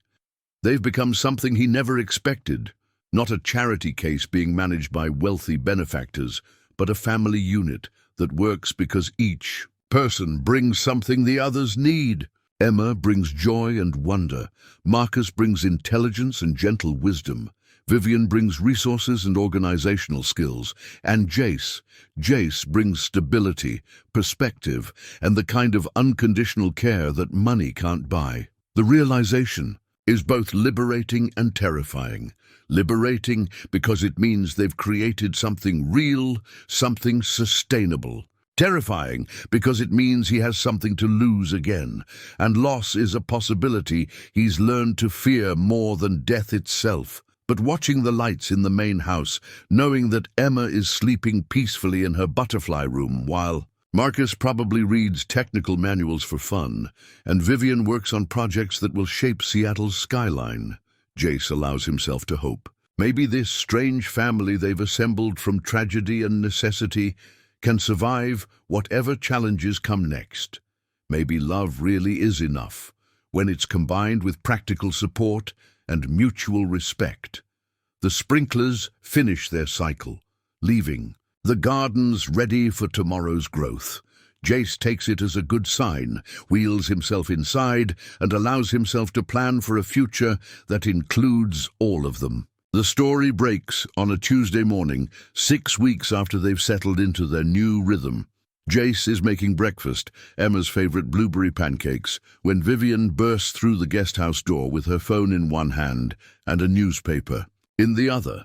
Her usual composed demeanor has cracked, revealing something close to panic beneath her business executive exterior. "We have a problem," she announces without preamble, dropping the Seattle Times on the kitchen counter with a sound. Like a gunshot. A big one. The headline screams across the front page in letters designed for maximum impact.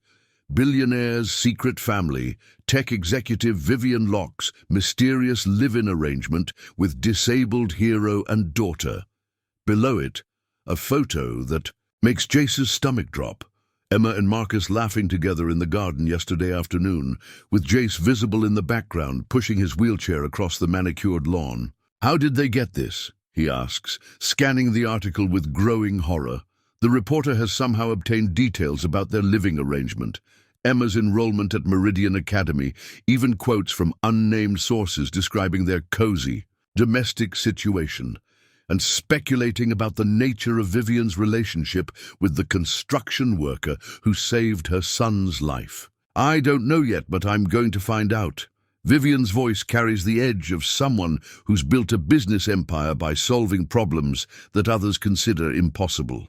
My security team is investigating, but the damage is already done.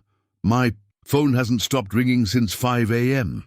Emma appears in the kitchen doorway, drawn by the tension in their voices. She's wearing her school uniform, the crisp blazer and plaid skirt of Meridian Academy that still makes Jace feel like he's playing dress-up with his daughter's life. What's wrong? You look upset. Jace folds the newspaper quickly, but Emma has inherited her mother's intelligence and her father's observational skills. Are we in trouble?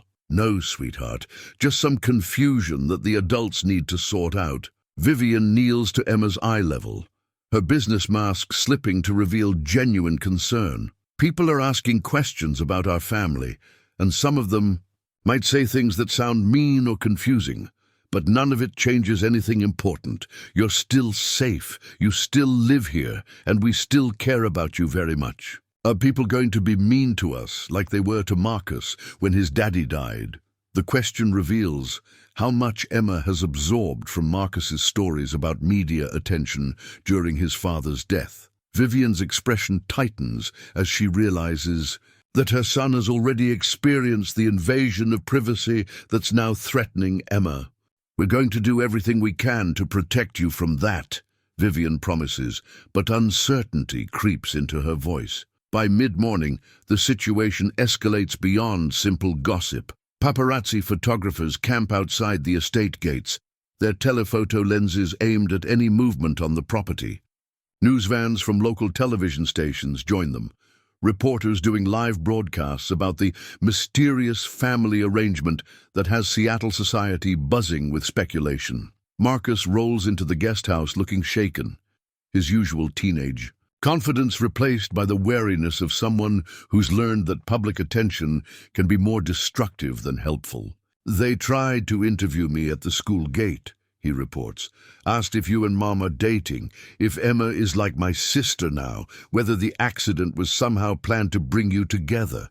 The questions were completely insane. What did you... "Won't tell them?" "Nothing.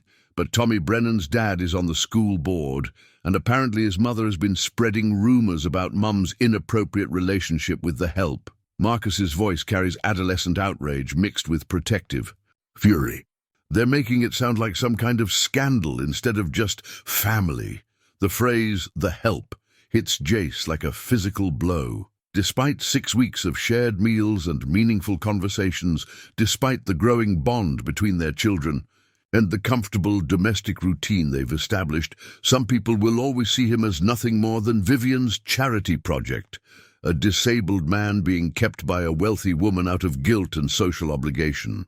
Vivian emerges from her home office, carrying a tablet and wearing the expression of someone who's spent hours reading increasingly invasive coverage of their private life. "It gets worse," she announces grimly. "The business press has picked up the story. Lock Industries CEO's questionable judgment, living arrangements raise questions about executive decision-making. My board is requesting an emergency meeting." Your board? Why would they care about your personal life? Because Lock Industries is a publicly traded company, and my personal decisions reflect on corporate leadership.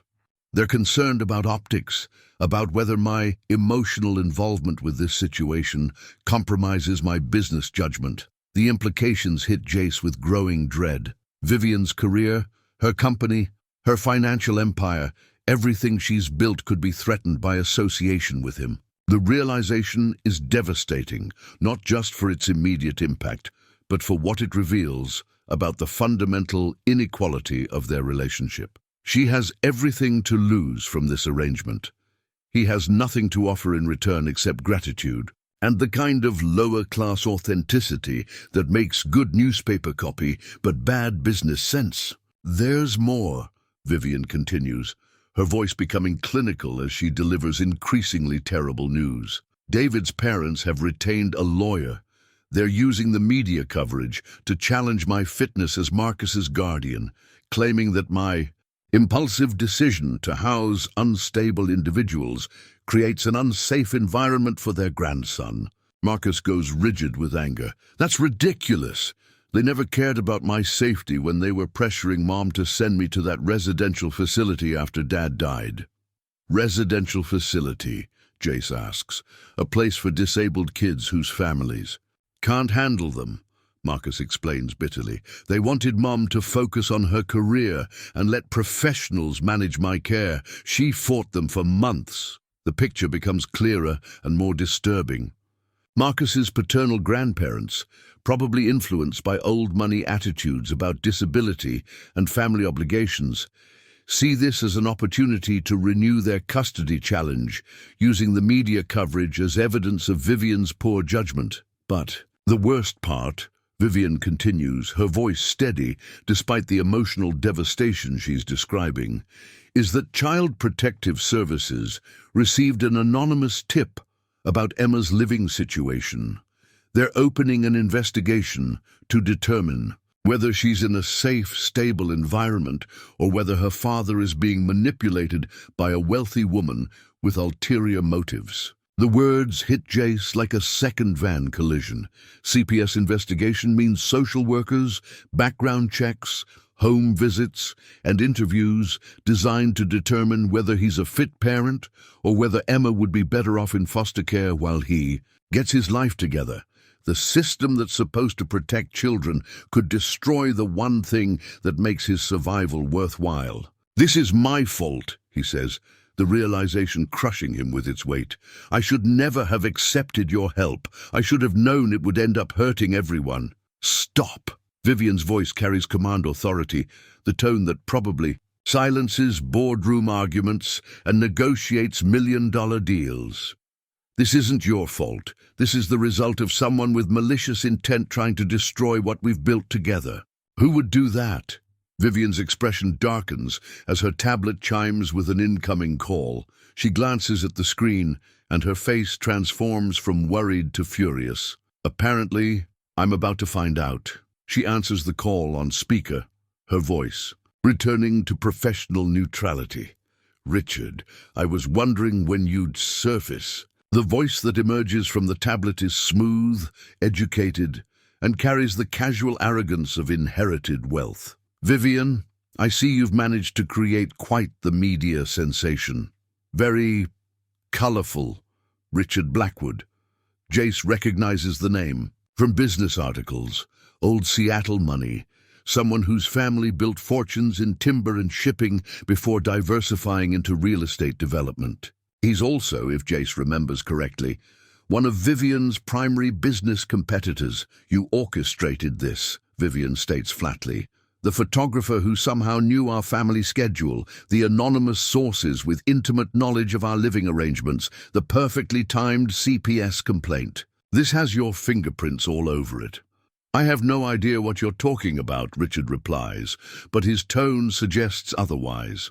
I'm simply concerned about a colleague whose emotional decision-making appears to be affecting her business. Judgment. The Meridian Waterfront project, for instance.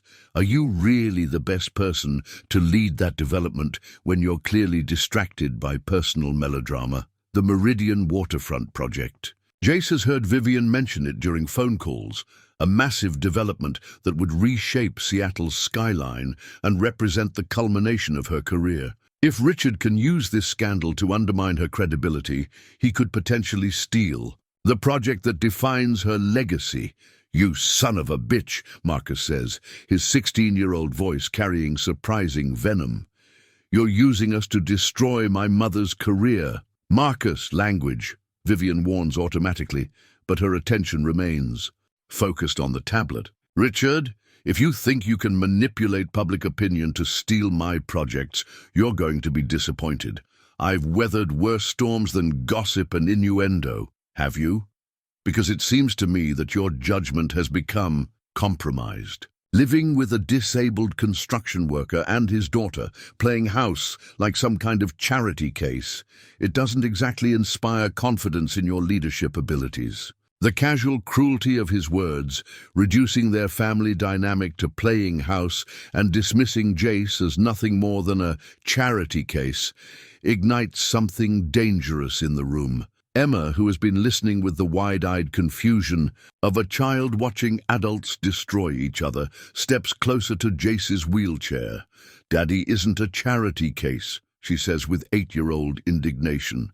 "He's a hero who saved Marcus, and he takes care of all of us." "Emma, sweetheart," Jace begins, but she's not finished. "And Vivian isn't playing house. She's being our family because we take care of each other. That's what families do." The simple declaration, delivered with the moral clarity that only children possess, seems to shift something fundamental in the room. Marcus straightens in his wheelchair, his teenage uncertainty replaced by protective determination. Vivian's business mask falls away entirely, revealing the mother and partner she's become over the past 6 weeks. "Richard," Vivian says, her voice now carrying the deadly calm of someone who's finished negotiating and started declaring war. "You've made a serious mistake. You've attacked my family." "Your family? You mean your public relations disaster?" "I mean my son, my partner, and his daughter, the people I love most in this world. And if you think I'm going to let you use them as weapons against me, you clearly don't understand who you're dealing with." She ends the call with the finality of a door slamming, then turns to face Jace and the children with an expression he's never seen before. Not the composed businesswoman or the grateful mother, but someone who's been pushed past her breaking point and discovered reserves of strength she didn't know she possessed. "We're not running," she announces. "We're not hiding, and we're not apologizing for being a family. Richard wants a war. He's going to get one." The determination in her voice is infectious, but Jace remains focused on practical realities. "Vivian, this could destroy your company, your board, the custody challenge, the CPS investigation. There's too much at stake for you to fight this battle for us." "For us?" She kneels beside his wheelchair, her hands covering his with surprising warmth. "Jace, you still don't understand. This isn't me fighting for you. This is us fighting for our family. All of us together." Looking into her eyes, seeing the fierce protectiveness that matches his own feelings for Emma, Jace realizes that something profound has shifted. This isn't charity or guilt or temporary assistance anymore. Vivian is fighting for them because they've become essential to her happiness, just as she's become essential to theirs. But understanding that doesn't make the challenges any less daunting. Outside, cameras continue clicking, reporters continue broadcasting, and powerful people continue plotting their destruction. The question isn't whether they love each other. It's whether love can survive the kind of systematic assault that money and influence can orchestrate. "So, what do we do?" Marcus asks, his voice carrying the practical concern of someone who's learned that good intentions don't always protect you from bad outcomes. Vivian stands, her posture returning to the confident bearing of someone who's spent decades winning battles that others considered unwinnable. "We tell our story, on our terms, in our words, before anyone else can define it for us, and then we fight for what we've built together." The newspaper lies forgotten on the kitchen counter, its headline already becoming irrelevant in the face of their determination to control their own narrative. But Jace can't shake the feeling that they're about to enter a battle where the stakes are measured not just in money or reputation, but in the fragile happiness they've managed to create from the wreckage of their separate tragedies. The war for their family has begun, and none of them can predict who will still be standing when it ends. The war room Vivian assembles in her home office would impress any Fortune 500 CEO facing a hostile takeover. Legal documents spread across conference tables, laptops displaying real-time media monitoring, and phones connecting them to crisis. Management specialists, private investigators, and communications experts. But this isn't corporate warfare. It's a family fighting for survival against forces that view their happiness as a threat to be eliminated. The custody documents David's parents filed are more serious than I initially thought, explains Jennifer. Walsh, the family law attorney Vivian retained within hours of Richard's call.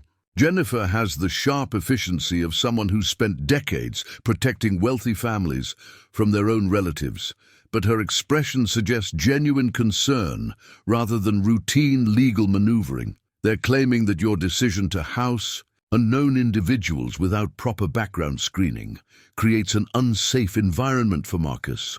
They've also raised questions about your mental state, suggesting that guilt over the accident has compromised your judgment.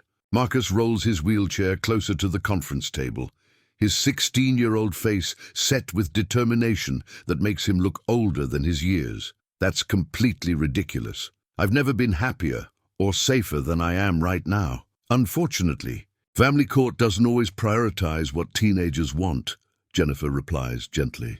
Your grandparents have financial resources and social connections that carry weight with judges. They're arguing that a traditional family structure with two-parent households and professional caregivers would better serve your long-term interests. The phrase traditional family structure hangs in the air like an accusation.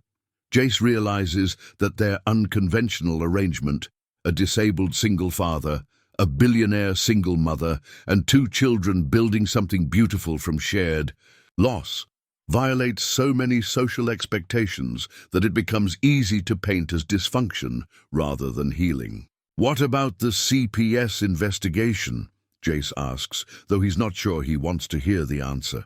The legal documents Jennifer passed him outline a process designed to determine whether Emma is being exploited, whether his disability makes him an unfit parent, whether Vivian's wealth creates an inappropriate power dynamic that could harm a vulnerable child. Maria Santos, the caseworker assigned to Emma's file, has a reputation for thoroughness but fairness, Jennifer explains. She'll conduct interviews with Emma, both parents, school officials, and probably Marcus as well. Her primary concern will be Emma's emotional stability and whether this living arrangement serves her best interests. And if she decides it doesn't, then Emma could be removed from your custody, pending a fuller investigation, temporary foster care, while you receive mandated counseling and parenting classes. The words hit Jace like a physical assault. Foster care. Emma separated from him, placed with strangers, her world shattered again just as she's begun to heal from losing her mother. The possibility is so devastating that he has to grip his wheelchair armrests to steady himself. That's not going to happen, Vivian says firmly, her voice carrying the absolute authority of someone who's spent her career making impossible things possible. We won't let it happen. But even as she speaks, Jace can see the strain in her eyes. Her phone hasn't stopped buzzing with calls from board members, investors, and business partners expressing concern about the media coverage and its potential impact on Lock Industries' reputation. The Meridian Waterfront project, her career-defining development, is suddenly in jeopardy as city council members and community groups question whether someone with such questionable personal judgment should be trusted with reshaping Seattle's skyline. The private investigator's report should give us ammunition, announces David Kim, the crisis management specialist Vivian hired to track down the source of the leaks. David has the weary expertise of someone who's spent decades cleaning up messes for people whose private lives become public entertainment. Richard Blackwood's fingerprints are all over this, but proving it legally is another matter. He's smart enough to use intermediaries and maintain plausible deniability. The photographer who got the garden pictures was hired through a third-party agency. The anonymous sources quoted in the newspaper articles received payments through shell companies. Even the CPS complaint was filed by someone using a false identity. But we know it was him, Marcus says with teenage frustration at adult complexity. Knowing and proving are different things, David replies. In court, suspicion isn't evidence. We need something concrete that ties Richard directly to this campaign.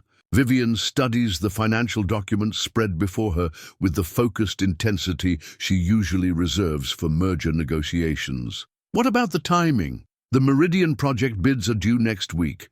If Richard can create enough doubt about my competence, he positions himself as the safe alternative for city council approval. Circumstantial but compelling, Jennifer agrees. A pattern of behavior designed to eliminate competition through character assassination rather than superior proposals. The strategic discussion continues past lunch, past Emma's return from school, past the normal rhythms of family life that have sustained them through the past 6 weeks. Legal briefs pile up beside untouched sandwiches.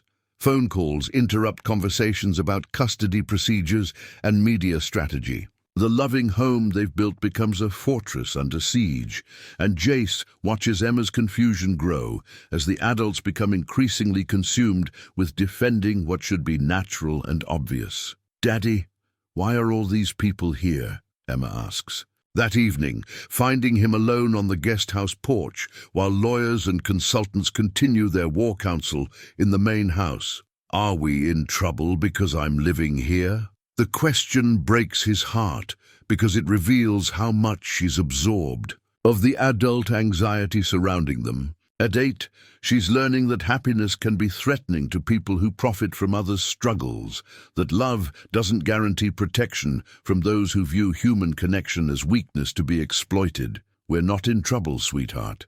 But some people think families should look a certain way, and they're confused about ours because you're in a wheelchair." That's part of it. Because I'm in a wheelchair, because Vivian has money and we don't, because Marcus and you aren't actually brother and sister, but you act like you are.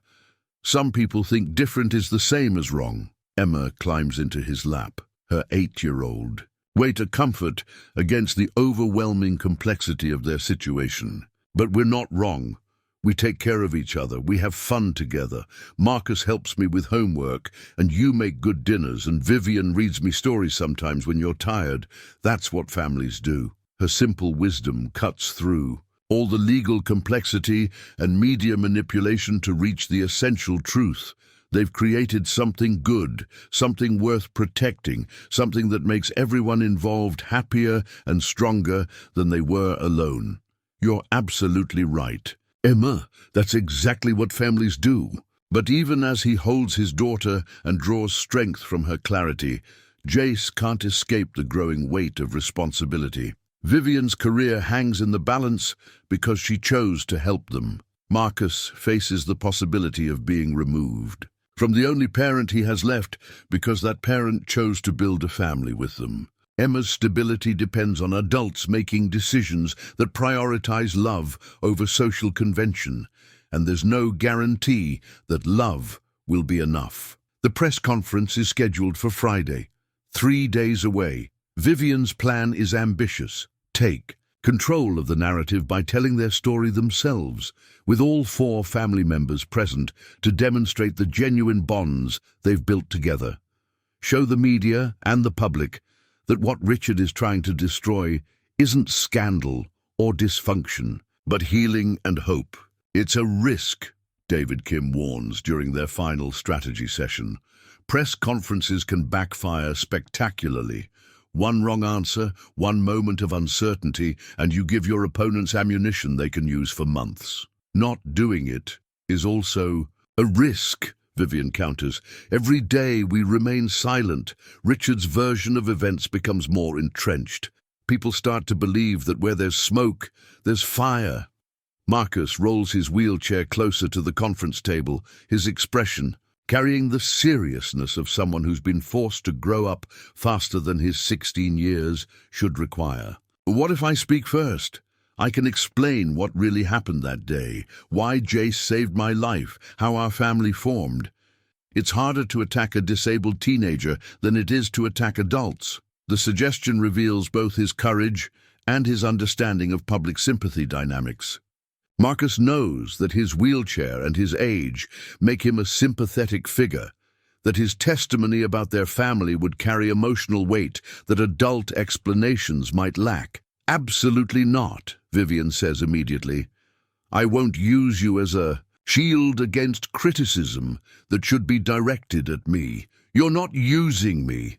I'm volunteering because this is my family too, and I have the right to defend it." Jace listens to this exchange with growing admiration for both of them. Vivian's protective instincts warring with Marcus's determination to take responsibility for his own narrative. At 16, Marcus understands something that many adults miss, that being protected from controversy is sometimes less important than having the agency to speak for yourself. "What about Emma?" Jace asks. "A press conference is a lot of pressure. For an 8-year-old, she doesn't have to speak," Vivian says, "but her presence demonstrates that she's happy, healthy, and loved. Sometimes showing is more powerful than telling." That evening, as they prepare for what could be the most important conversation of their lives, Jace finds himself reviewing the unlikely journey that brought them to this moment. 6 months ago, he was a construction worker living paycheck to paycheck, focused entirely on providing basic stability for his daughter. Now he's preparing to defend a family arrangement that violates every conventional expectation about class, disability, and appropriate relationships. But watching Emma help Marcus with a puzzle while Vivian reviews her notes for the press conference, Jace realizes that conventional expectations have never been their strength. What makes their family work isn't its adherence to social norms, but its commitment to mutual care and genuine affection. They've built something beautiful from the wreckage of separate tragedies, and that beauty is worth fighting for. The question is whether love and truth will be enough to overcome money, influence, and the systematic campaign designed to destroy what they've created together. In 3 days, they'll find out whether the family they've built can survive the forces trying to tear it apart. The legal documents seem to multiply overnight, each new filing bringing fresh challenges and complications. Richard's allies emerge from Seattle's business establishment, expressing concern about corporate leadership and traditional values. Editorial writers question whether personal charity should influence professional decisions. Social media divides into camps supporting either the inspirational family or the publicity stunt, with truth becoming secondary to tribal allegiances.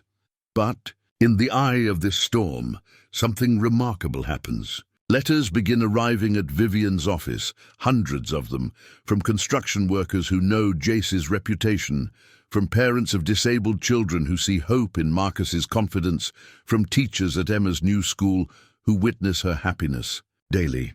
The community that Richard assumed would condemn their unconventional arrangement instead rallies to support it, understanding that love takes many forms and that healing often comes from unexpected sources. "We're not alone in this," Vivian says, Wednesday evening, reading through the latest batch of supportive messages. "People understand what we've built, even if the legal system and the media don't. But will that be enough?" Jace asks, voicing the fear that haunts all of their preparations. "It has to be," Marcus says with the quiet certainty of someone who's learned that sometimes hope is the only option available, because the alternative, going back to how we were before, isn't really living, it's just surviving. As they finalize their preparations for Friday's press conference, each of them carries the weight of knowing that everything they've built together hangs in the balance. Love has brought them this far, but love alone might not be enough to overcome the systematic assault designed to destroy their happiness. In 2 days, they'll discover whether truth and courage can triumph over money and manipulation, whether a family built from tragedy can survive the forces that profit from human misery. The battle for their future is about to begin, and none of them can predict who will still be standing when the war finally ends. The media room at the Fairmont Olympic Hotel buzzes with anticipation that feels more like a feeding frenzy than a press conference. Cameras line the back wall, their lenses focused on the modest podium where Vivian will soon stand to defend her family against accusations that love is somehow scandalous. Reporters fill every seat, their questions already sharpened into weapons designed to draw blood from whatever vulnerability they can expose. Jace positions his wheelchair slightly, behind and to the left of the podium, close enough to show unity but far enough away to avoid the appearance of hiding behind Vivian's authority. The microphone clipped to his shirt feels foreign against his work-worn clothes, the best he owns, but still obviously different from the tailored suits and designer dresses that populate this room.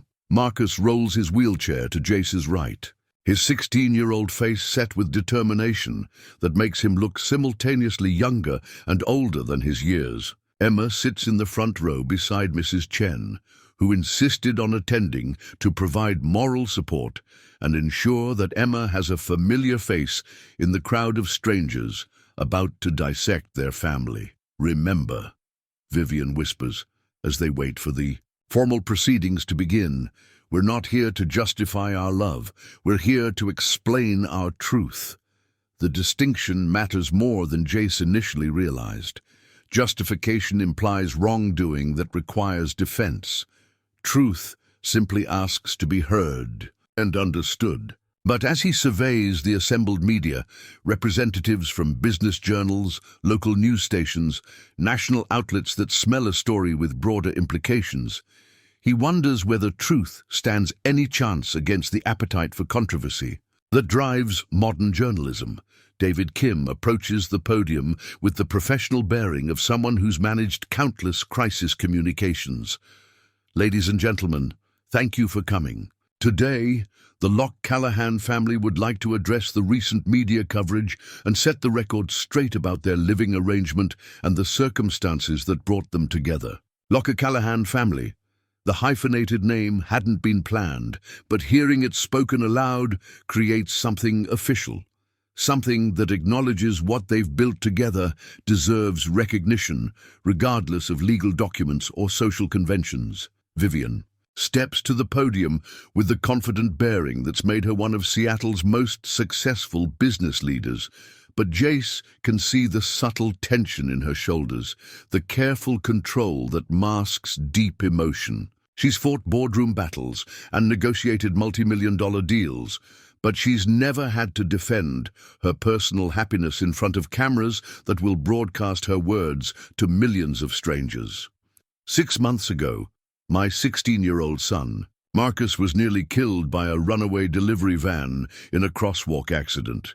In that moment, Jace Callahan, a construction worker and single father, made a split-second decision to throw himself between my son and certain death. His heroic action saved Marcus's life and left him permanently paralyzed from the chest down. Her voice carries across the room with clarity that cuts through the ambient noise of cameras and whispered conversations. Several reporters lean forward, some perhaps expecting dramatic revelations or defensive explanations, but finding instead a straightforward recounting of events they thought they already understood. What happened next wasn't planned by anyone. It wasn't a business decision or a publicity strategy. It was simply human beings responding to tragedy with compassion and practical support. Mr. Callahan faced overwhelming medical expenses, the loss of his income, and the impossible challenge of caring for his 8-year-old daughter while relearning how to navigate the world from a wheelchair. A reporter near the front raises her hand, but Vivian continues without acknowledging the interruption. This is their story, told on their terms, and she won't allow it to be hijacked by gotcha questions designed to create sound bites rather than understanding. "I offered assistance because my son was alive, and their family was facing financial catastrophe as a direct result of Mr. Callahan's heroism. Not charity, responsibility. When someone sacrifices their future for your child's life, normal social Economics stop applying. Jace watches the room's reaction, noting how some reporters scribble notes, while others seem more interested in Emma's composure or Marcus's expression. The human interest angles that will drive their coverage, the disabled hero, the grateful billionaire, the children caught between adult complications, reduce their complex reality to simple narratives that fit predetermined story templates. Over the past 2 months, something beautiful has emerged from this tragedy. Our families have healed together. Mr. Callahan has provided Marcus with the first positive male role model he's had since losing his father 3 years ago. Marcus has given Emma educational opportunities and big brother protection she's never experienced. Emma has brought joy and wonder into a house that had become too focused on business success and not enough on what makes life meaningful.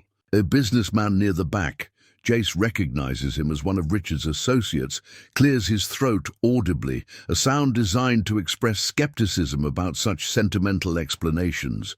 But Vivian doesn't acknowledge the disruption.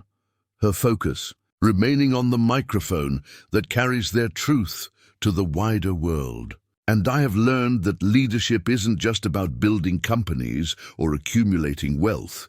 It's about recognizing when something matters more than profit margins or social expectations. It's about choosing love over convenience, family over convention, hope over fear. She pauses, her eyes finding Jace's for a moment that feels both intimate and public. In that glance, he sees not the composed CEO managing a crisis, but the woman who's learned to balance ambition with affection, success with genuine human connection. The recent media coverage has characterized our living arrangement as inappropriate, scandalous, or evidence of compromised judgment. I'm here to tell you that it's none of those things. It's simply a family. Unconventional perhaps, but built on mutual respect, shared responsibility, and genuine love. Now she acknowledges the raised hands, the expectant faces of reporters who've been waiting for their chance to probe for weakness or contradiction. I'll take questions now, but I want to be clear. We're here to discuss facts, not to defend our right to be happy. The first question comes from a local news anchor whose plastic smile doesn't reach her eyes. Ms. Locke, critics suggest that your emotional involvement in this situation has affected your business judgment. How do you respond to board members who question whether personal charity should influence corporate leadership? I respond by pointing to Locke Industries' financial performance over the past quarter. Revenue is up 18%. We've completed 3 major projects ahead of schedule and under budget. And we've just been awarded preliminary approval for the Meridian waterfront development. My personal life has made me a more focused, more effective leader, not a compromised one. A business reporter follows up immediately. But isn't it true that your board called an emergency meeting to discuss your fitness as CEO, and that the Meridian project approval is contingent on City Council confidence in your judgment? Vivian's smile carries an edge that suggests she's been anticipating exactly this line of questioning. Yes, my board requested a meeting, which concluded with their unanimous support for my continued leadership. As for City Council, I encourage anyone interested in facts rather than speculation to review our proposal on its merits. It's the most comprehensive, environmentally responsible, and economically beneficial development plan ever submitted for waterfront approval. Marcus chooses this moment to roll his wheelchair closer to the podium, a movement that draws every camera in the room. The teenager has been silent through the opening statements, but his positioning suggests he's ready to speak on his own behalf. May I say something? His voice carries across the room with surprising authority for a 16-year-old addressing a room full of adults who make their living asking uncomfortable questions. Vivian steps slightly aside, yielding the microphone while maintaining supportive proximity. Of course. Marcus adjusts his wheelchair position with the practiced ease of someone who's never known mobility as anything other than wheels and determination. When he speaks, his voice carries the weight of someone who's learned that truth is sometimes the only weapon available against those who profit from misunderstanding. My name is Marcus Locke, and 6 months ago, Jace Callahan saved my life, not because he knew who I was or because he expected anything in return, but because he saw someone in danger and chose to help. That choice cost him his ability to walk, his job, his financial security, and nearly cost him his relationship with his daughter. The room has gone completely quiet.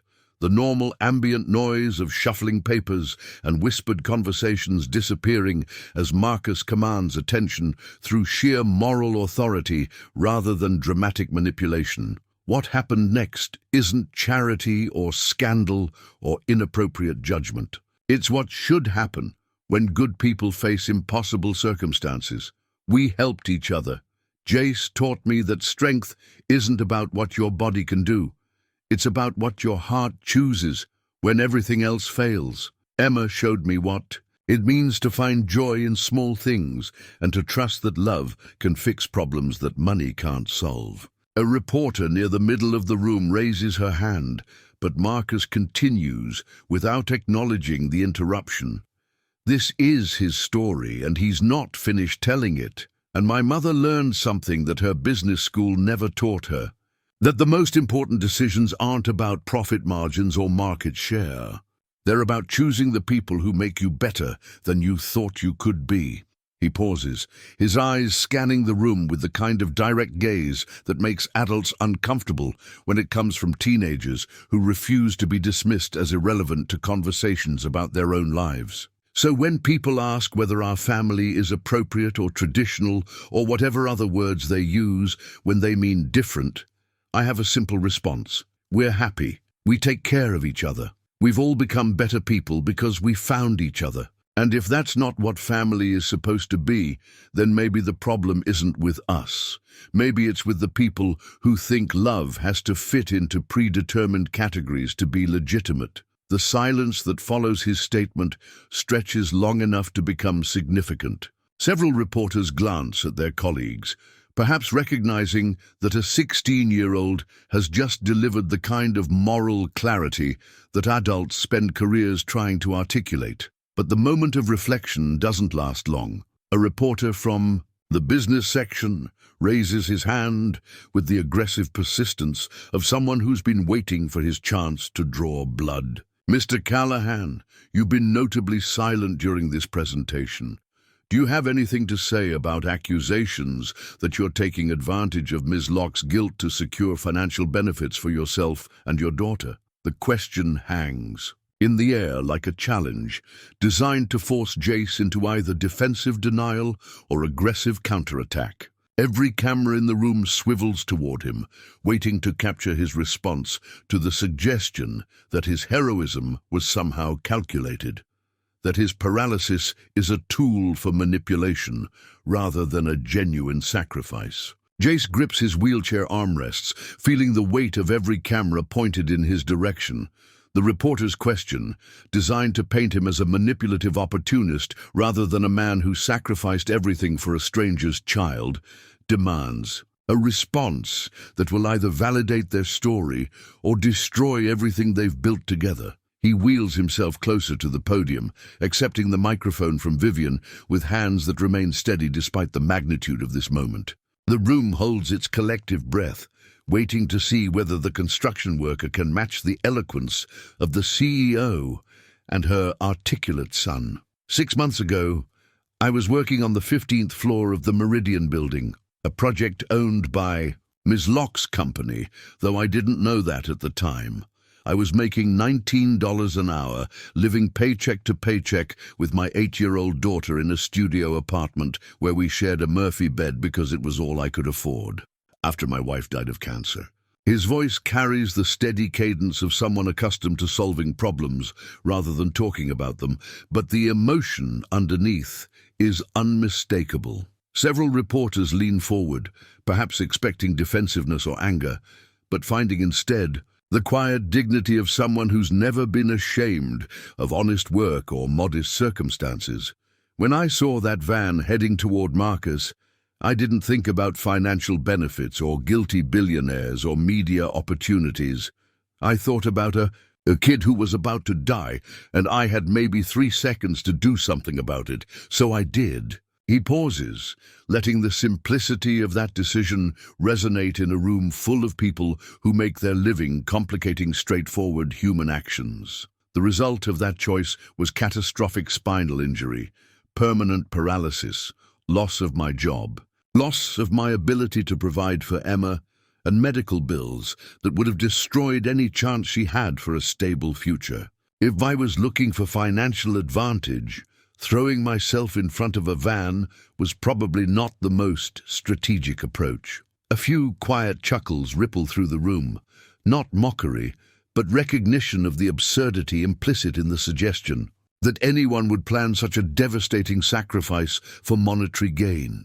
Ms. Locke's offer of assistance wasn't charity, and I wasn't taking advantage of anyone's guilt. It was one parent recognizing that another parent had sacrificed his future for her child's life, and deciding that such a sacrifice deserved support rather than abandonment. He adjusts his position slightly, and the unconscious movement of someone still learning to navigate the world from a wheelchair reminds everyone present of the permanent cost of his heroic decision.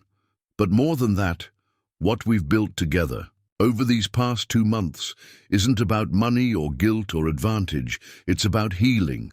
Marcus lost his father 3 years ago and has been carrying the weight of being his mother's emotional support system ever since. Emma lost her mother to cancer and has been watching her father struggle to provide security on a construction worker's salary. Vivian lost her husband and threw herself into work as a way of avoiding the grief that comes with single parenthood. The room has gone completely silent, the normal sounds of shuffling papers and whispered conversations disappearing as Jace speaks with the kind of moral authority that can't be manufactured or performed.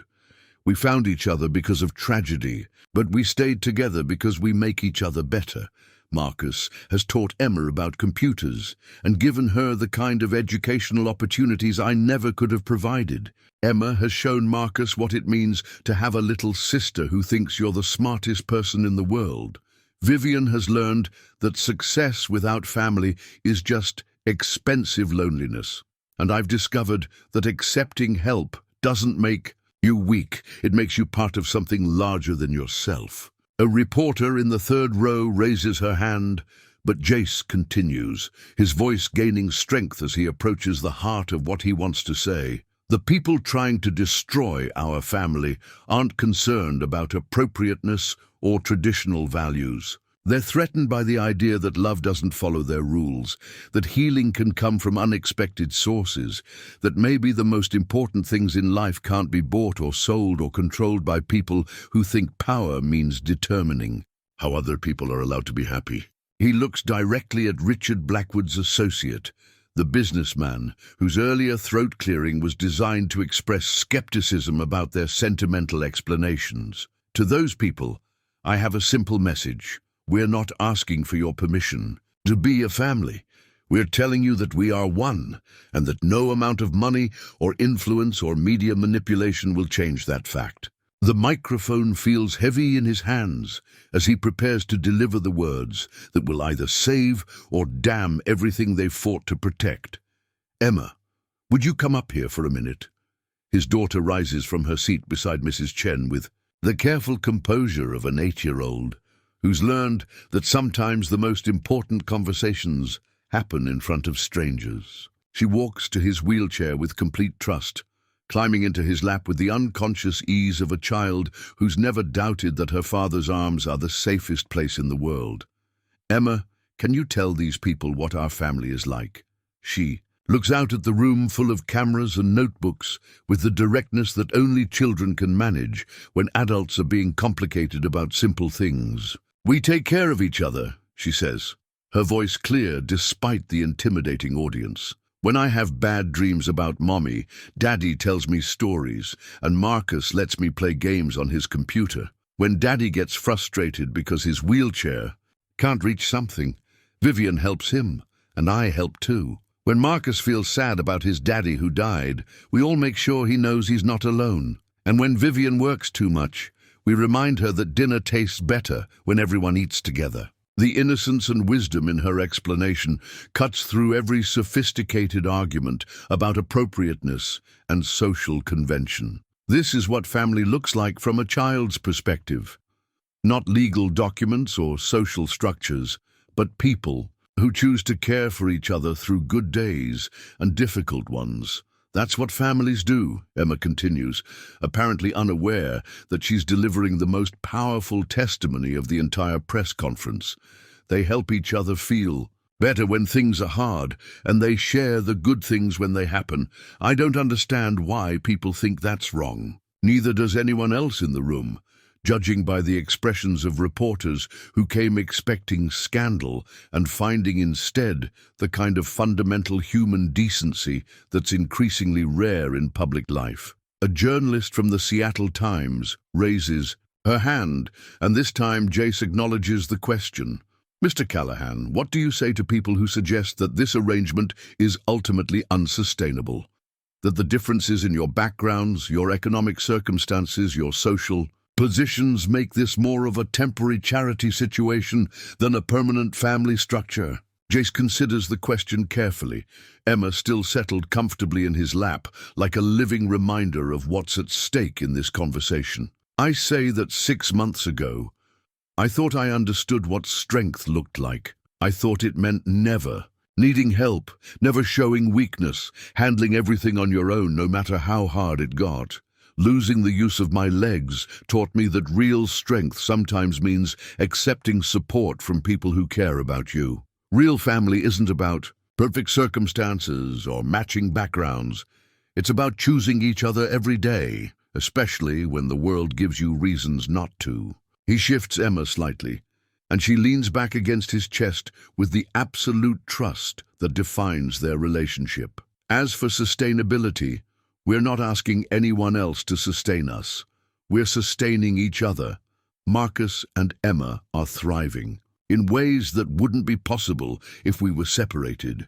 Vivian has found the balance between professional success and personal happiness that eluded her for years. And I've learned that love multiplies rather than divides, that caring for Marcus doesn't diminish what I feel for Emma, that accepting Vivian's support doesn't make me less of a father. The questions continue for another 20 minutes, but the tone has shifted fundamentally. Instead of hostile probing for weakness or contradiction, reporters begin asking about practical details, how their daily routine works, what Emma thinks about her new school, whether Marcus has college plans, how Vivian balances business leadership with family responsibilities. David Kim eventually calls an end to the session, but not before one final question from a young reporter, whose press badge identifies her as representing a disability rights publication. Mr. Callahan, what would you say to other people facing similar circumstances, sudden disability, financial crisis, the challenge of rebuilding their lives from what feels like nothing? Jace looks out at the room, seeing not just journalists, but human beings who will carry this story to millions of others, facing their own struggles, with loss, adaptation, and the search for meaning after tragedy. I'd say that heroes aren't people who never fall down. Heroes are people who get back up, who refuse to let circumstances define their worth, who choose hope over despair even when hope seems impossible.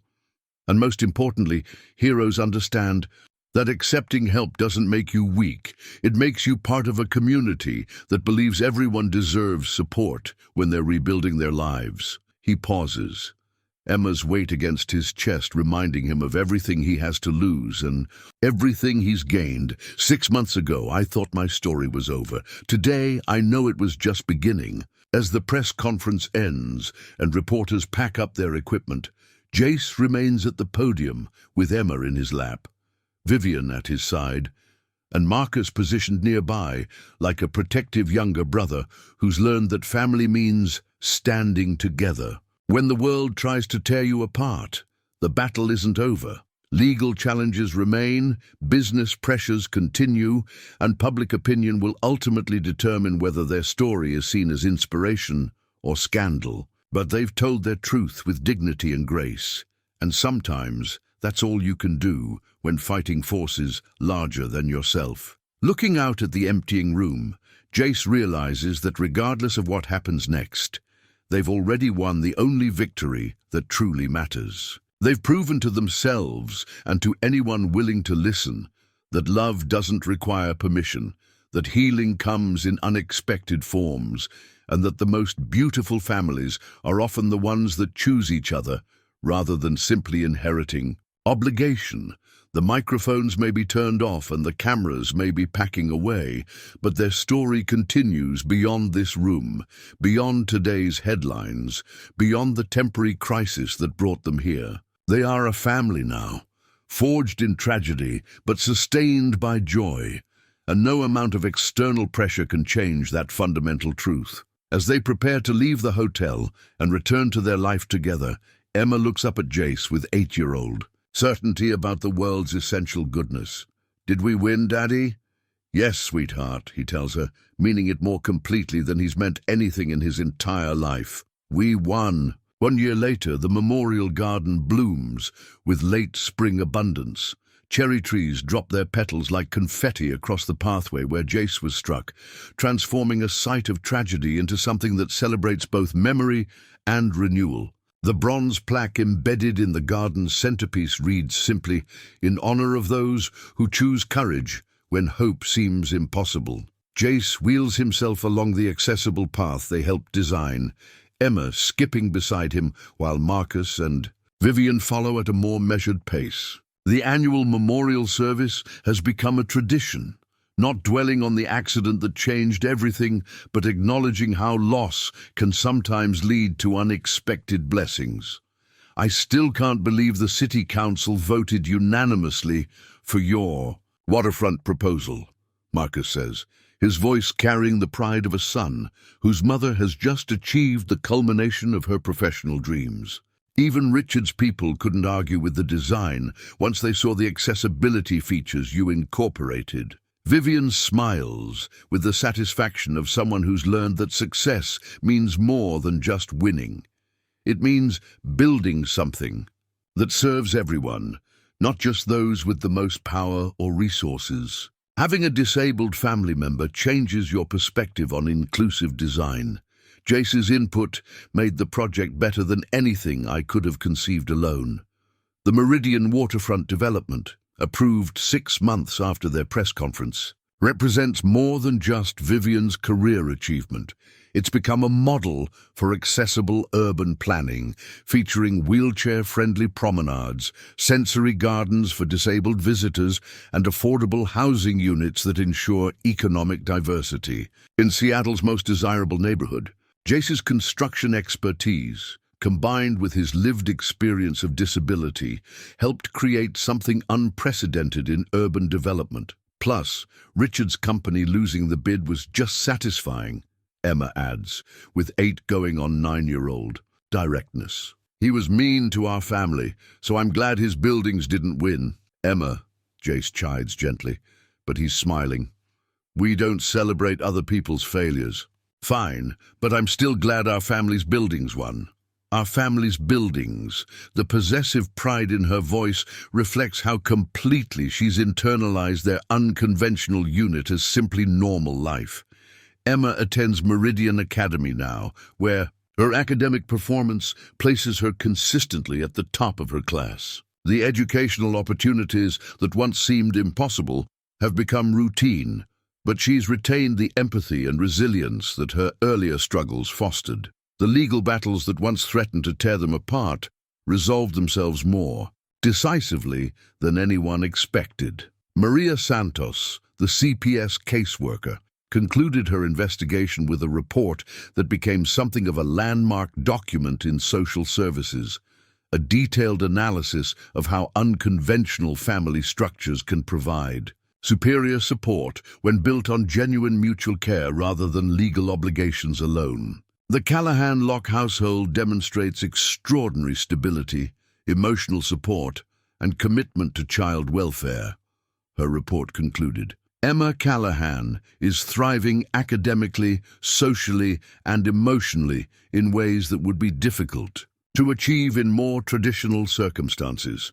The arrangement should be considered a model for how communities can support families facing disability-related challenges. Marcus's grandparents withdrew their custody challenge quietly, perhaps recognizing that public opinion had shifted decisively against their campaign to separate a teenager from the only parent he had left. More likely, they realized that Marcus himself would fight any attempt to remove him from the family that had given him both stability and the space to become the remarkable young man he was meant to be. "Have you decided about MIT?"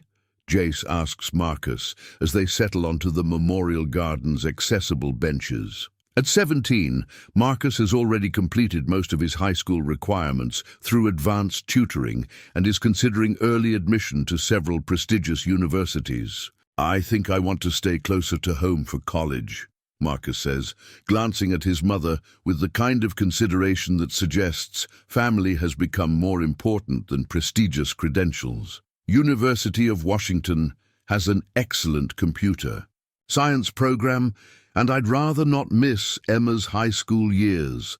The decision represents something profound about how their family has changed everyone's priorities. Marcus could attend any university in the world, but he's choosing proximity to the people he loves over abstract prestige. Vivian supports the choice completely, having learned that professional achievement means nothing without personal connections to give it meaning. Besides, Marcus continues with teenage practicality. "I want to be around when you and Mom finally admit you're in love and stop pretending this is just a convenient living arrangement." Vivian nearly chokes on her coffee, while Jace feels heat rise in his cheeks. The attraction between them has been building slowly but undeniably over the past year, carefully navigated around their responsibilities to the children and their own fears about complicating an arrangement that works so well. "Marcus Locke," Vivian says with mock severity, "we've discussed appropriate boundaries for teenage commentary on adult relationships. And we've also discussed honesty being the foundation of healthy family dynamics." Marcus replies with the logical precision that makes him nearly impossible to argue with. "You two have been dancing around each other for months. Emma and I have a betting pool on when you'll finally acknowledge what everyone else can see." Emma giggles with the delight of a 9-year-old who's been included in teenager conspiracy planning. "I bet on Daddy's birthday next month." Marcus thinks it'll be Christmas. The revelation that their children have been observing and wagering on their romantic development is both embarrassing and oddly touching. Jace realizes that in trying to protect the kids from adult complications, they've instead created a situation where the children are more emotionally mature about relationships than the adults. "And what exactly are you two betting?" Vivian asks with the resigned tone of a parent who knows she's about to be thoroughly outmaneuvered by her offspring. "That you'll finally admit you want to get married and make this official," Emma says, with 9-year-old certainty about what adults should obviously do when they love each other. "You already live together and take care of each other and share money and make decisions together. Marriage is just the part where you promise to keep doing it forever." The simplicity of her analysis cuts through all the sophisticated adult concerns about timing, appropriateness, and the potential complications of legally formalizing their relationship. From Emma's perspective, marriage is just a public acknowledgement of what already exists: mutual care, shared responsibility, and the intention to remain family regardless of whatever challenges arise. Jace looks at Vivian, seeing not the composed CEO who controls a business empire, but the woman who reads Emma bedtime stories when he's too tired, who helps Marcus with college applications while managing million-dollar construction projects, who's learned to find joy in small domestic rituals that once seemed incompatible with professional success. "They might have a point," he says quietly, testing whether the conversation he's been avoiding for months might finally be possible. They might, Vivian agrees, her voice carrying the same careful hope that's been building between them for weeks. Marcus and Emma exchange triumphant looks, clearly pleased with their matchmaking success. "So are we planning a wedding?" Emma asks, with the practical enthusiasm of a child who loves parties and celebrations. "We're planning a conversation," Vivian says diplomatically, "the kind that adults have when they're considering important life decisions. Boring," Marcus pronounces, "but effective, I suppose." Later, after the memorial service has ended and they've returned home, Jace finds himself alone with Vivian on the guest house porch that's become their favorite spot for important conversations. The evening air carries the scent of the garden. They've planted together vegetables for practical meals mixed with flowers chosen purely for beauty. "The kids aren't wrong," Vivian says without preamble, settling into the chair she's claimed as her own over the past year. "About us, I mean." "No, they're not." Jace adjusts his wheelchair to face her more directly, noting how natural such movements have become, how disability has stopped feeling like limitation and become simply another way of navigating the world. The question is whether making it official changes what we already have.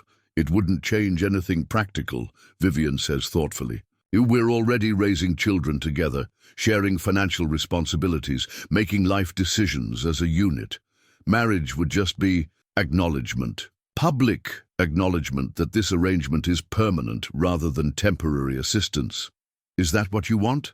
Permanence?" Jace considers the question seriously, looking out over the grounds that have become home in ways he never expected. Emma's laughter echoes from Marcus's room, where they're probably plotting further adult manipulation. The sound represents everything he values most: security, joy, family bonds that transcend blood relationships and legal definitions. "A year ago, I thought my story was over," he says, echoing words from the press conference that changed their public perception and cemented their private bond. "I thought losing Sarah meant I'd never love anyone that way again, that raising Emma alone was the best I could hope for. And now I know that love doesn't follow the rules we think it should. I love you differently than I loved Sarah, but not less.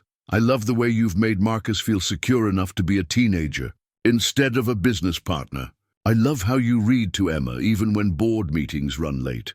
I love that you've learned to value family dinners as much as corporate achievements." Vivian reaches for his hand, her fingers intertwining with his in a gesture that's become natural. "Over months of shared crisis and daily cooperation. I love that you taught me strength doesn't mean independence," she says quietly, "that accepting help isn't weakness, that the most important leadership happens at home, not in boardrooms." "So, we're really doing this, making it official?" "We're already doing it. We've been doing it for months. Marriage would just be telling the world what we've told each other." They sit in comfortable silence, watching the automatic sprinkler system activate with the quiet efficiency that's become their symbol of sustainable growth and careful nurturing. Tomorrow will bring new challenges: Marcus's college applications, Emma's academic advancement, Vivian's expanding business responsibilities, Jace's consulting work that's become essential to accessible design projects throughout the region. But tonight, they're simply a family that works because each person brings something valuable to the whole. Emma brings wonder and resilience. Marcus brings intelligence and loyalty. Vivian brings resources and determination. Jace brings stability and the kind of unconditional care that money can't buy but everyone needs. "When should we tell the kids?" Vivian asks. "I think they already know," Jace says, laughing as Emma's voice carries clearly from the house. "Marcus owes me $5. I told you, Daddy's birthday." 1 year after a delivery van changed everything, they've built something that tragedy couldn't destroy, and that love has made stronger than any conventional arrangement. The memorial garden will bloom again next spring, a reminder that growth can emerge from the most devastating circumstances when people choose courage over comfort, hope over despair, and love over the safer alternatives that promise less, but deliver nothing that matters. Inside the house, two children plan a wedding they're certain will happen because adults who love each other should obviously make promises to keep loving each other forever. Their certainty is infectious, creating the kind of faith that makes impossible things feel inevitable. Jace wheels himself inside, followed by the woman who's become his partner in every sense that matters. Tomorrow they'll start planning a ceremony that celebrates not just romantic love, but the family they've built from loss, the healing they've achieved together, and the future they've chosen to create rather than simply endure. The construction worker who saved a stranger's child has learned that heroism isn't a single moment of courage. It's the daily choice to build something beautiful from whatever materials life provides. And sometimes, if you're very lucky, other people join you in that construction project, adding their own skills and dreams until you've created something none of you could have built alone. Their family photo from the memorial service shows 4 people who found each other through tragedy, but stayed together through joy. It will sit on Vivian's desk beside the picture of her late husband, not replacing the past, but expanding it to include the future they're building together. Love, they've discovered, doesn't diminish when it's shared. It multiplies, creating abundance from what once felt like scarcity, building hope from the ruins of separate sorrows, proving that sometimes the best families are the ones that choose each other when the world gives them every reason to remain apart. Their story continues beyond today's resolution, beyond next year's challenges, beyond whatever complications and celebrations await them. They are a family now, unconventional, resilient, and absolutely committed to the radical idea that love can rebuild anything that matters, including the courage to believe in happy endings that nobody could have predicted, but everyone deserves to discover the end.